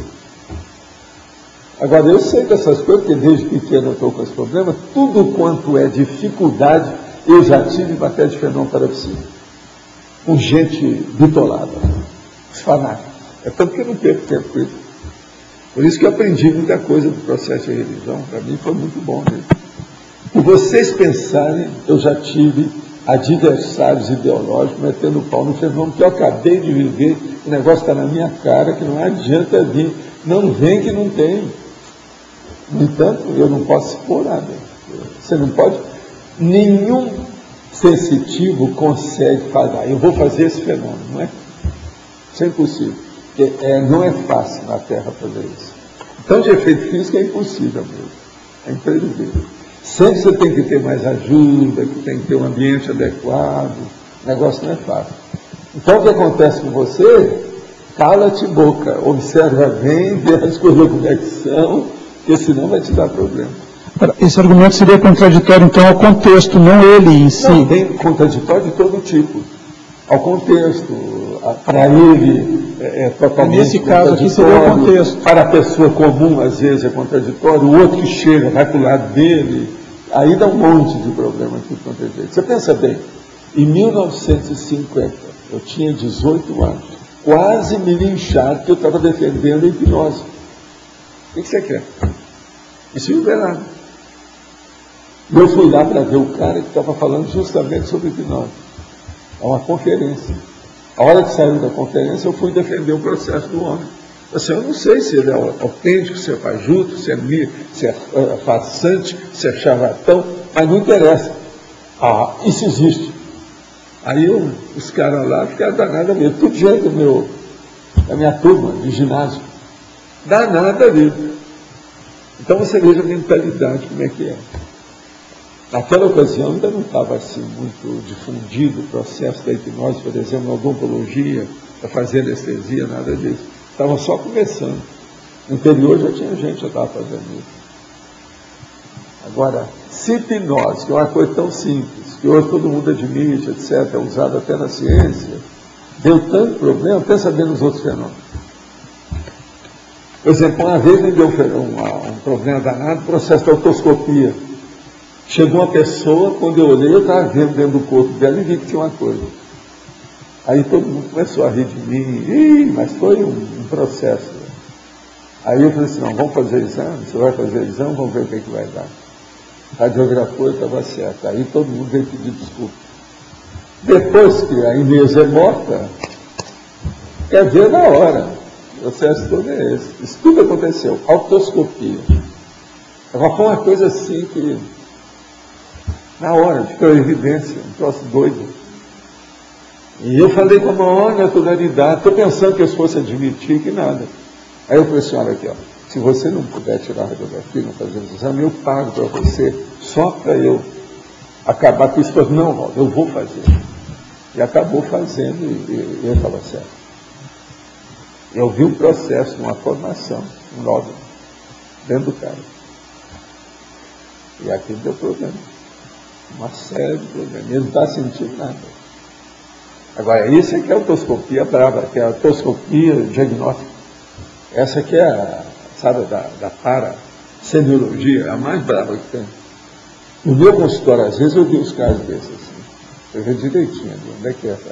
Mas isso é o amparador que faz, né? Eu sou apenas o intermediário, a interface do assunto. Agora, isso aí me deu trabalho. Até o negócio ficar pronto. Agora, depois eu falei assim, ó, eu quero todos que riram aqui na minha frente. Porque tudo era jovem, gente jovem. Todo que riram. Cada um vai pedir desculpa em separado. E eu com o negócio da radiografia no nariz de cada um. Olha aqui dentro, olha aqui. Era o jeito, né? É a vida. Isso aí é igual o caso também daquela mulher que eu já contei para vocês um negócio sobre o processo de projeção. Isso já foi no Rio de Janeiro. Já estava instalado na Figueiredo Magalhães. Então ela veio junto com as amigas e cada uma queria que eu falasse alguma coisa. Então, para fossem minhas pacientes, mas elas queriam porque sabiam do meu processo de projeção. Então, uma delas me desafiou. Aí eu falei assim, então vamos, durante essa semana a gente vai ver isso aí, como é que é. E anotamos as coisas todas, e o dia, a hora que ia ser, para a gente voltar para eu falar o que aconteceu. Aí eu fui contar o negócio, e deu um lugar danado. Porque o carro que eu mostrei, com a cor e o jeito do carro, e com quem ela entrou, com o homem, não era o marido dela. Era o namorado. E ela era casada. Agora, o melhor da história, entre as amigas dela, que estava tudo junto, tinha duas que não sabiam disso, mas uma outra sabia. Agora foi um próximo. A mulher nunca mais, ela saiu dali assim, ó, desconfiada, comigo, com medo danado. Mas agora, as consciências me ajudaram. Eu vi o negócio direitinho durante a semana. Então é a mesma coisa. Mas ela foi lá para me desafiar. A mulher era dessas de socialite, sabe como é que é? Braba. Lá do Rio, conhecido. Então. Mas então... Página 14, Fatologia, a quinta linha de baixo para cima. A superestimação da autobiografia no momento evolutivo. A superestimação da autobiografia no momento evolutivo. A pessoa, por exemplo, que ela... começa a supervalorizar a vida que ela tem em determinados momentos. Nesse caso, por exemplo, aí se você pegar aquela pessoa que é da universidade, ela dá muito valor para aquilo. E às vezes era a hora dela mudar aquilo tudo. Ela não muda por causa do processo da supervalorização da autobiografia. Agora veja, isso aí às vezes é problemático, é difícil de você ter uma noção do assunto, porque é só a pessoa que sabe. Porque tem os filhos, o povo da família, a família nuclear, tudo ali envolvida. Você de ver por que criou essa situação. E o nível que está a vida da pessoa, né, em matéria de biografia. O que ela já criou. Que às vezes é pessoa que tem instituição, outra hora tem interesse de indústria, de comércio, tudo isso eu já li. Por exemplo, até certo ponto, a condição do Lula, quando começaram os jornais a falar dele como líder e tal, por exemplo, Le Monde, e aí agora esse desastre todo dele na política externa, de tentar lá mediar conflito no Oriente Médio, aquela coisa toda, quer dizer, subiu a cabeça um pouco, né? Subiu, não, mas ele todo mundo subiu. Falando... Ele está muito, quando a pessoa chega nesse nível, é igualzinho o jogador de futebol, é o Ronaldinho, aquele negócio, é a mesma situação. Outro, o Maradona, olha os bobagens do Maradona. Tudo isso é a mesma coisa. Artista, todos são artistas. O Lula é um artista. Sim. Eu vejo que fica bem evidente nesse sentido. No momento que mundialmente o Brasil começa a ser ressaltado e ele também, aí ele, mas agora a mera logo na sequência. Contraditoriedade. Isso tudo prejudica a pessoa. O negócio nosso é ser mais ou menos modesto na hora que precisa, mas mostrar a realidade também na hora que precisa. Agora, esse negócio de humildade, isso aí é besteira. Né? O negócio é ser modesto naquilo que a pessoa precisa. Não, ó, o problema é esse. Mas também você honrar a sua vida naquilo que precisa. Que às vezes a pessoa vai pelo negócio da humildade para não ter que enfrentar a realidade, a não ser julgada. Então, é justamente esse segundo ponto, quer dizer, honrar na hora que precisa. Qual é o critério que a gente pode usar? O critério é esse, a gente ser modesto, jamais ser humilde do jeito que o povo quer, porque assim, ó, eles vão te colocar a canga em cima. Você não deve permitir que a canga tome conta de você. Isso é subjugação, é sujeição, é lavagem cerebral. Isso aí só dá para trás. E outra coisa, quando a pessoa entra nessa, é ruim para ela e é ruim para aquela pessoa que ela deixa fazer isso. Porque a interprisão vai piorar cada vez mais a situação. Então nós não podemos ter. Agora, ser modesto é uma coisa correta, tranquila, isso faz parte da própria vida. Isso aí é positivo. O negócio é ver cada caso, né? Sim, mas a minha questão foi quando você falou a segunda parte, que é ser modesto, por um lado, mas também na hora que precisa... Na hora que precisa, é o meu caso. Então. Na hora que precisa, eu falo o que eu já fiz. É. Tem certas coisas que eu tiro o corpo. Não, eu não tenho nada a ver com isso. Eu não falo que mas eu sou... nessa hora que você eu precisa... falo que eu sou nem desperto, no entanto, eu entendo tudo de dispersidade. Eu não falo que eu sou desperto. Atenção. É a minha modéstia real. Isso é a minha realidade. Agora, por exemplo, eu digo para vocês, eu sei tirar uma opção de coisa, inclusive já trabalhei com poltergeist no Brasil, fora do Brasil, em condições terríveis. Até na Inglaterra, mexi com isso. Então, na hora que precisa, eu também falo. Então, eu quero saber o seguinte, como é que você sabe a hora que precisa? A hora que você vê pelo contexto, as pessoas, o interesse, qual a intenção. Porque tem pessoa que às vezes ela vem para arranjar contradição em cima de você para liquidar com você. Essa você tira o corpo fora, deixa para lá. Tem muito disso. Você não cometeu contradição nenhuma, mas as pessoas às vezes vêm forjando as situações todas para mostrar como se fosse uma pseudo-contradição sua. Isso eu já não deve deixar. Isso aí é que eu estou falando. É uma condição séria. Não sei se sou intervencionista, mas o fato é que quando escutei o chamado pela TV, embora nem estava prestando atenção, veio como um relâmpago de atenção ao comercial. Acredito que seja algum amparador que chamou minha atenção. E desde terça estou assistindo a tertúlia, de modo que estou gostando muito. Observação, o próximo filme relacionado ao Chico deve ser o Nosso Lar, pelos trailers existentes na internet. Olha, mas não é só o Nosso Lar, não. Tem mais outros 3 filmes. Tem revista dessa semana que já trouxe a relação desses filmes. Agora, ó, veja bem lá na internet os dados aí do intervencionista. Fala para ele aí, mais uma vez, que isso aí pode ajudar, para ver se você é ou não. É bom você tirar essa dúvida. Se você for intervencionista, vem assumir a situação. Dá um jeito. Sim, você entra no site nosso aqui da tertúlia, lá em cima, o primeiro ícone do lado direito, tem a pergunta, você é intermissivista? Aí você entra nesse item e vai ter um capítulo de 700 experimentos, tem vários itens para você refletir por você mesmo e chegar à conclusão se você é intermissivista ou não. Vale a pena você dar uma olhada nisso. Quando encontro com alguém, há um reconhecimento energético mútuo e positivo, normalmente relacionado à possível retrovida, onde fomos casal, entro num período down, com forte alto e heteroassédio, e minha vida estagna. Reconheço que sou intermissivista e sei que, junto com a Consim, vem também as consciências do nosso passado. Além do EV, gostaria de saber o que mais posso fazer para enfrentar melhores desafios reconciliatórios, sem precisar entrar nesse período de evolução. Seria bom você trabalhar o EV até chegar na prática da TENEPS diária. Isso aí vai liquidar com o seu assunto. Isso é importante. TENEPS, tarefa energética pessoal diária.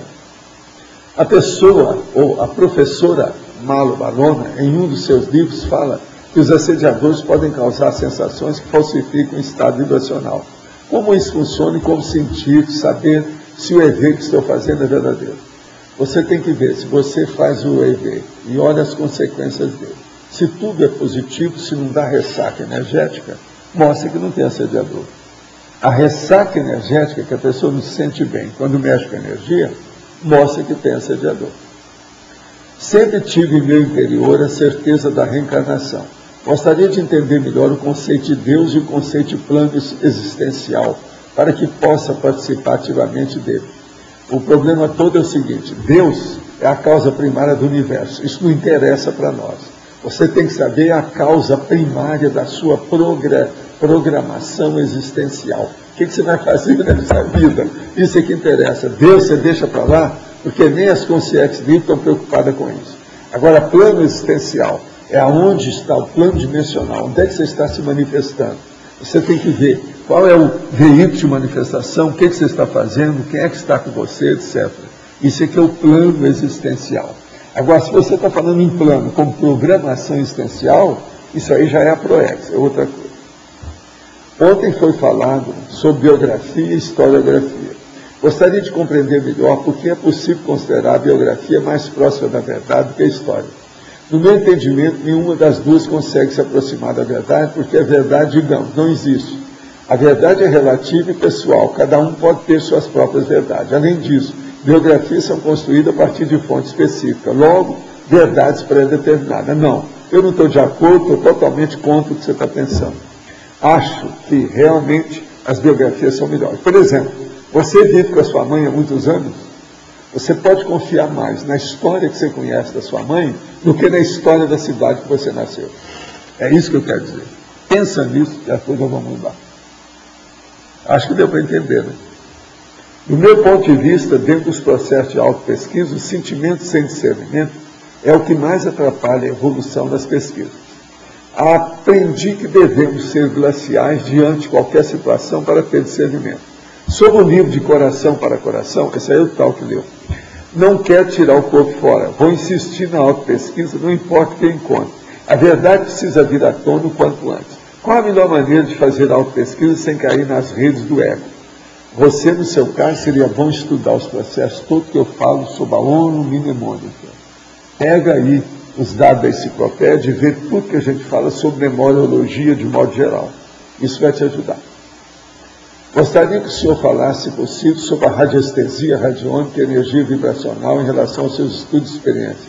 Olha, a radiestesia radiônica é igualzinho, por exemplo, a pessoa que usa pêndulo, que usa cristal, que usa esses processos todos de objetos. Nós não precisamos disso. A energia consciencial da pessoa, através do estado vibracional, ela pode descartar todo tipo de objetos diretos. As pessoas usam isso como macete, são muletas. Mas essas muletas a gente pode dispensar. Então, por exemplo, você pode chegar num lugar e sentir por você.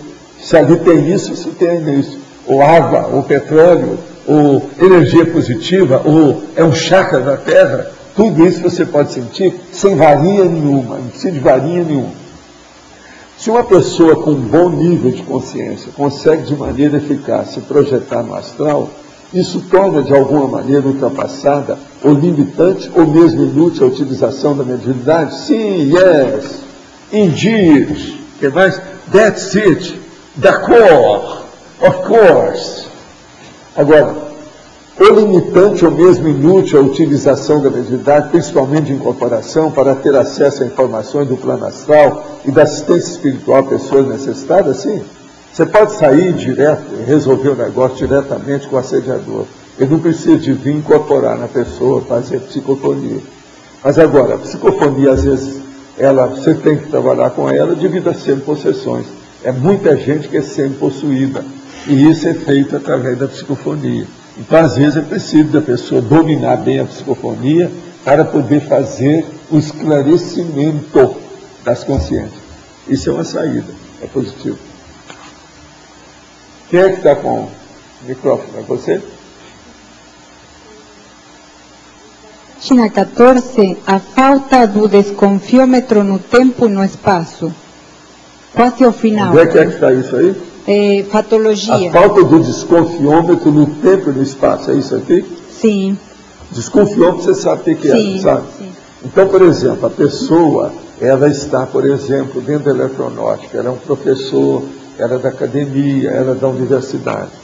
Então, ela não tem desconfiômetro quanto ao tempo e nem quanto ao espaço que ela mexe, a situação toda. Por quê? Ela cria uma espécie de... Ela é Deus, é o PH Deus, o PHD. Então, com isso, se sente superior aos outros, etc., e fica fora da realidade. Isso aí cria problema da mega contraditoriedade dela. Entende? Tempo e espaço. É acronêmico e aprocêntrico. A pessoa não se ajusta bem no processo. Não se ajusta, mas o que está acontecendo aí? É falta de... Orgulho, minha filha. A maioria é orgulho, orgulho, orgulho, orgulho. Agora, o orgulho é o filho dileto do egoísmo. Então, egocentrismo infantil na fase adulta. Egocentrismo do porão consciencial. Egocentrismo do subcérebro abdominal. Tudo isso tem. Subcerebralidade. Porão consciencial. Essas coisas todas. Agora, página 15, professor, paradoxologia. Sim. O paradoxo da forma hiperesmerada esvaziando o conteúdo. Isso aí é o processo da, vamos dizer, literatice. São as pessoas que dão muito valor para a forma. Por exemplo, a poesia, a poética também tem muito disso. Mas fica faltando o resto. Então, o conteúdo é fraco. A mensagem fica fraca. As palavras são lindas, mas você espreme assim, ó, não te acrescenta nada. Isso é que é. Existe muito disso, principalmente em todo mundo que faz literatura. Inclusive, aqueles que fazem literatura através da ciência. Eles também cometem a mesma coisa. Isso é uma mega contraditoriedade. Tem que ver com enfatologia, que diz a superfluidade na triagem das atividades, até mesmo intelectuais. Até um certo ponto é isso mesmo. Eu quero dizer para vocês também que amanhã, no jornal de manhã, vai aparecer também a chamada aqui da nossa situação. É bom que a turma fique sabendo aí da história, né? Desde já. Né? Tem mais alguém aí com o micrófono? Alguma coisa? Aonde? Professor. E você? Na página 17, em questionologia, se questiona aqui sobre resquícios da condição da mega contraditoriedade, né? O senhor poderia falar um pouco desses resquícios assim, mais sutis? Como vê isso aí? São aquelas pessoas que chegam aqui e quer colocar, por exemplo, aquele médico que chega e ele quer mostrar conscienciologia só através da medicina. Ele fala mais em medicina do que conscienciologia. O outro é da engenharia. Isso tudo já aconteceu conosco. Então ele vem e fala mais do processo da engenharia do que da conscienciologia. O que erra mais nessa questão, que entra na mega contraditoriedade, são os literatos. Eles vêm e colocam que é fazer literatura, daí a pouco fica gongórico com o processo da conscienciologia, não pega bem. Muitos querem até publicar os livros, o artigo, e o povo dá conta, precisa estar ajustando o problema, que a pessoa foi para o acostamento, devido ao processo da literatice. Isso também ainda tem uma influência muito grande da formação cultural da pessoa. Todo mundo tem influência da formação cultural. Agora, eu estou falando nesses que são mais óbvios, né, em relação conosco. Porque hoje as nossas coisas estão muito definidas. Ou a pessoa fala dentro da consciencialidade, ou ela fala fora. Aquilo fica muito óbvio. Então isso é difícil. Tem que observar. O desafio é confluir essa formação cultural para a consciencialidade, né? Aliás, isso aí. Outra coisa, eu quero pegar no meu nariz e mexer, porque hoje eu não estou mexendo muito, porque eu não estou com nada no nariz, mas só para fixar o cacuete que o nosso amigo viu. É bom a gente lembrar, né? Você sabe que às vezes eu mexo no nariz por causa do processo de alergia mesmo da coisa, mas hoje eu não estou tendo nada. Eu acho que eu nem coloquei muito dedo no nariz. Mas então, de vez em quando, se de cor para colocar para ele, que a gente tem o rictus, né, o cacuete, a situação, para mostrar para você bem humano. Eu sou bem humano, uma banana para mim. Mas olha, quem é que vai falar aí? É você? A sua mãe era uma consciência bem avançada, mas, no entanto, ela não teve curso intermissivo. É bem avançada, pré-intermissiva. Isso. Quando é que começaram a vir essas consciências intermissivistas? 1950 para cá. As grandes. Você veio antes? Minha mãe nasceu em 1900, já nasceu meio século antes. Pois é, mas você já, no teu tempo, já tinha alguma coisa. Mas ela não tinha, ela tinha que mexer na opção de coisa. Tá, ela veio antes. Só o trabalho que ela teve com meu pai, você pensa bem, e também criar esses filhos, não foi fácil. Ela tinha que arranjar alguma coisa nesse sentido. Outra coisa, artista de quantas vidas? Minha mãe, artista do jeito que ela era. Você veja bem, ela tocava bandolim, um dos instrumentos mais difíceis que tem, e tocava muito bem. E outra coisa, até música clássica, semiclássica, tudo, ela tocava no bandolim. Agora, aos 60 anos, ela resolve tocar acordeon. Algumas semanas depois, ela estava dando show com acordeon. Quer dizer, uma fera. Está entendendo? Outra coisa, uma habilidade manual para tudo. Bordado, crochê, tricô. Entende? Tudo que você pensar. Isso tudo é o passado dela. Agora, outra coisa, você veio em 33. Você veio em 33, né? 32. 32. Os intermissivistas a partir de 50. Como é que é? Os intermissivistas a partir de 50. Sim, mas eu trabalho com esse processo da Helvex e Milicem. Sim, você já... Mas então, de qualquer jeito, você ia ter que ter... Outra coisa, você pensa que o processo de estudar antes foi a primeira vez que se fez? Tudo quanto é espírito mais avançado, essas consciências, espírito desencarnado mais avançado, todo mundo já tinha noção dessas coisas. Só que não tinha nada padronizado e nem tinha alcançado a plebe. A galera foi alcançada a partir de 1950. Então, aí você já tinha 17 anos, né? O que tem? Quer dizer... Não, mas eu já estava antes. Escuta, eu sabia da Helvex. Estado vibracional, TENEX, o processo de mostrar toda essa escala evolutiva, o problema, por exemplo, do curso intensivo, tudo isso faz parte da Helvex, da reurbanização. A reurbanização, eu comecei a ouvir o galo cantar em 1100. Tá, mas a pergunta é o seguinte... Isso influiu na minha vida toda de 1100 para cá. Tá, eu já entendi que você era professor do curso intermissivo, mas agora por que você vem 18 ou 17 anos antes de começarem a vir os outros?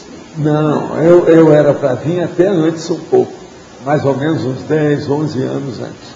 É que a circunstância não permitiu. Agora, tudo para preparar para esperar vocês, porque, sei lá, né, vocês são bravos, né? Bancar o pastor com o rebanho. Tinha que colocar todo mundo, arranjar os cachorros para segurar o gado que está querendo sair. Então era inevitável mesmo você ter que esperar depois 2 décadas. Como é que é? Era inevitável mesmo você depois, lá na frente, ter que esperar 2 décadas. Não, agora eu esperei porque eles também foram atrasando as coisas, né? Alguma coisa deve ter acontecido, uma opção de coisa. É lógico. Enfim, os fatos e os parafatos é que orientam os empreendimentos. E você não sabe o que é Veja bem como isso é lógico aí no caso. Hein? Eu perguntei o que é que tinha atrasado isso. Eles estão me respondendo que foi a guerra. Não, os atrasos são recíprocos.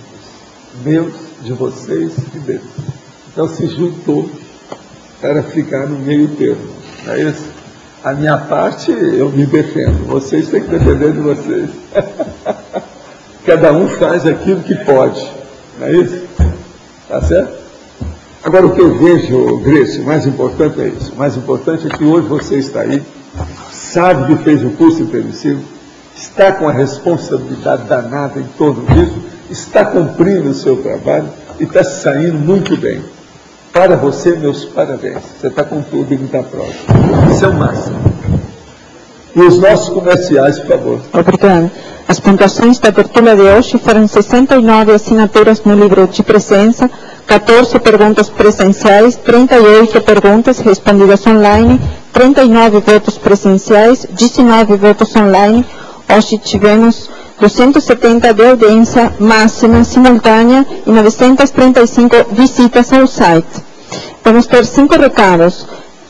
Rosemary, PAI, Obras Conscienciológicas, Lucy, curso Formação de Autores, Milena, World Conference, APEX, Neida, IPC, curso CIP, Sandra, terceira jornada de Parapercepciologia. E antes que Eduardo e a Milena vão falar sobre Amigas da Enciclopédia.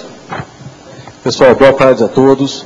A gente gostaria de apresentar para os teletertulianos que estão iniciando as atividades pela internet, aqui em Foz do Iguaçu, um pouquinho sobre a Enciclopédia da Conscienciologia, que é esse trabalho de vanguarda levado a cabo pelo professor Valdo e pela equipe que se encontra hoje aqui em Foz do Iguaçu. As tertúlias, elas fazem parte também do processo de elaboração da enciclopédia, quando nós discutimos os verbetes que vão ser então publicados. Essas etapas de elaboração da enciclopédia também incluem outros momentos, por exemplo, a parte da pesquisa, que é feita no Holociclo e na Holoteca, que são ambientes aqui do CAEC, aqui em Foz do Iguaçu. A gente tem aqui alguns números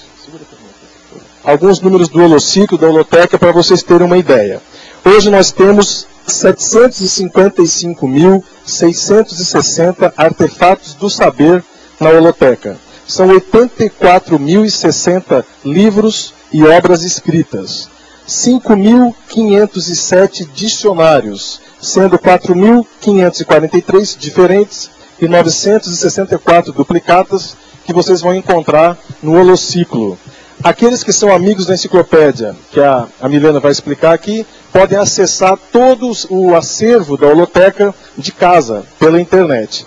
E são 1.062 temas de dicionários diferentes. E eu queria só colocar outros dados para vocês que estão assistindo pela internet, que o Tertuliário, esse ambiente onde a gente está aqui tendo as aulas de Conscienciologia, ele tem 823 metros quadrados, foi feito em 11 meses, tudo com verba do voluntariado, né, através de doações. E ele comporta 346 pessoas, são 346 lugares sentados. Então, quem está assistindo está convidado a vir assistir a tertúlia ao vivo.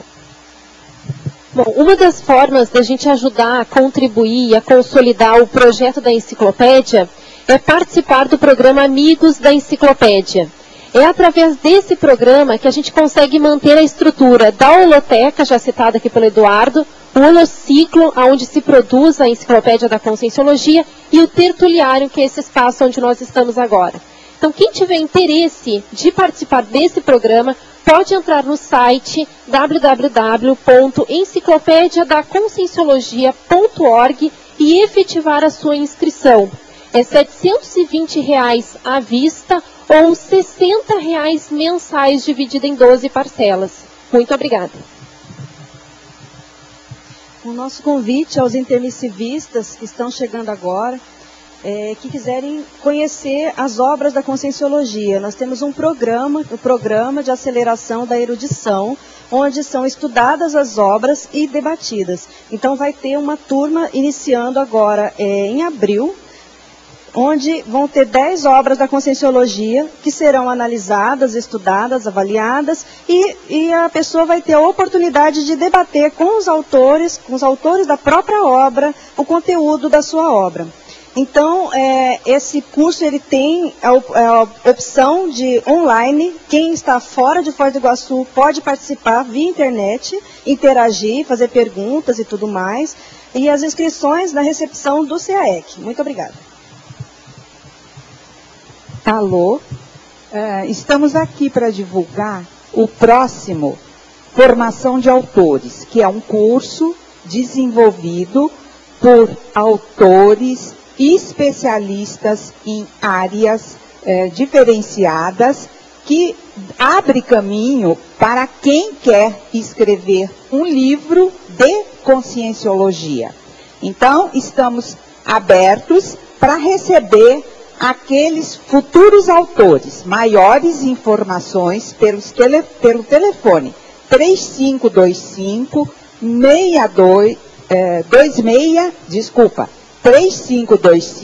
2652. Muito obrigada.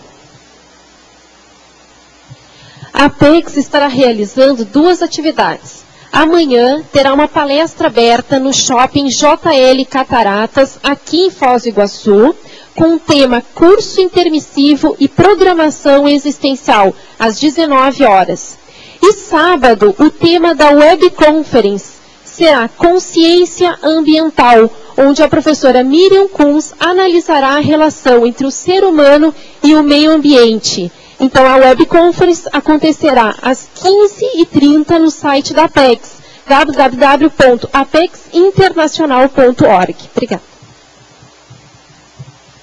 Boa tarde a todos. Estamos aqui para divulgar os eventos promovidos pelo IPC, Instituto Internacional de Projeciologia e Conscienciologia.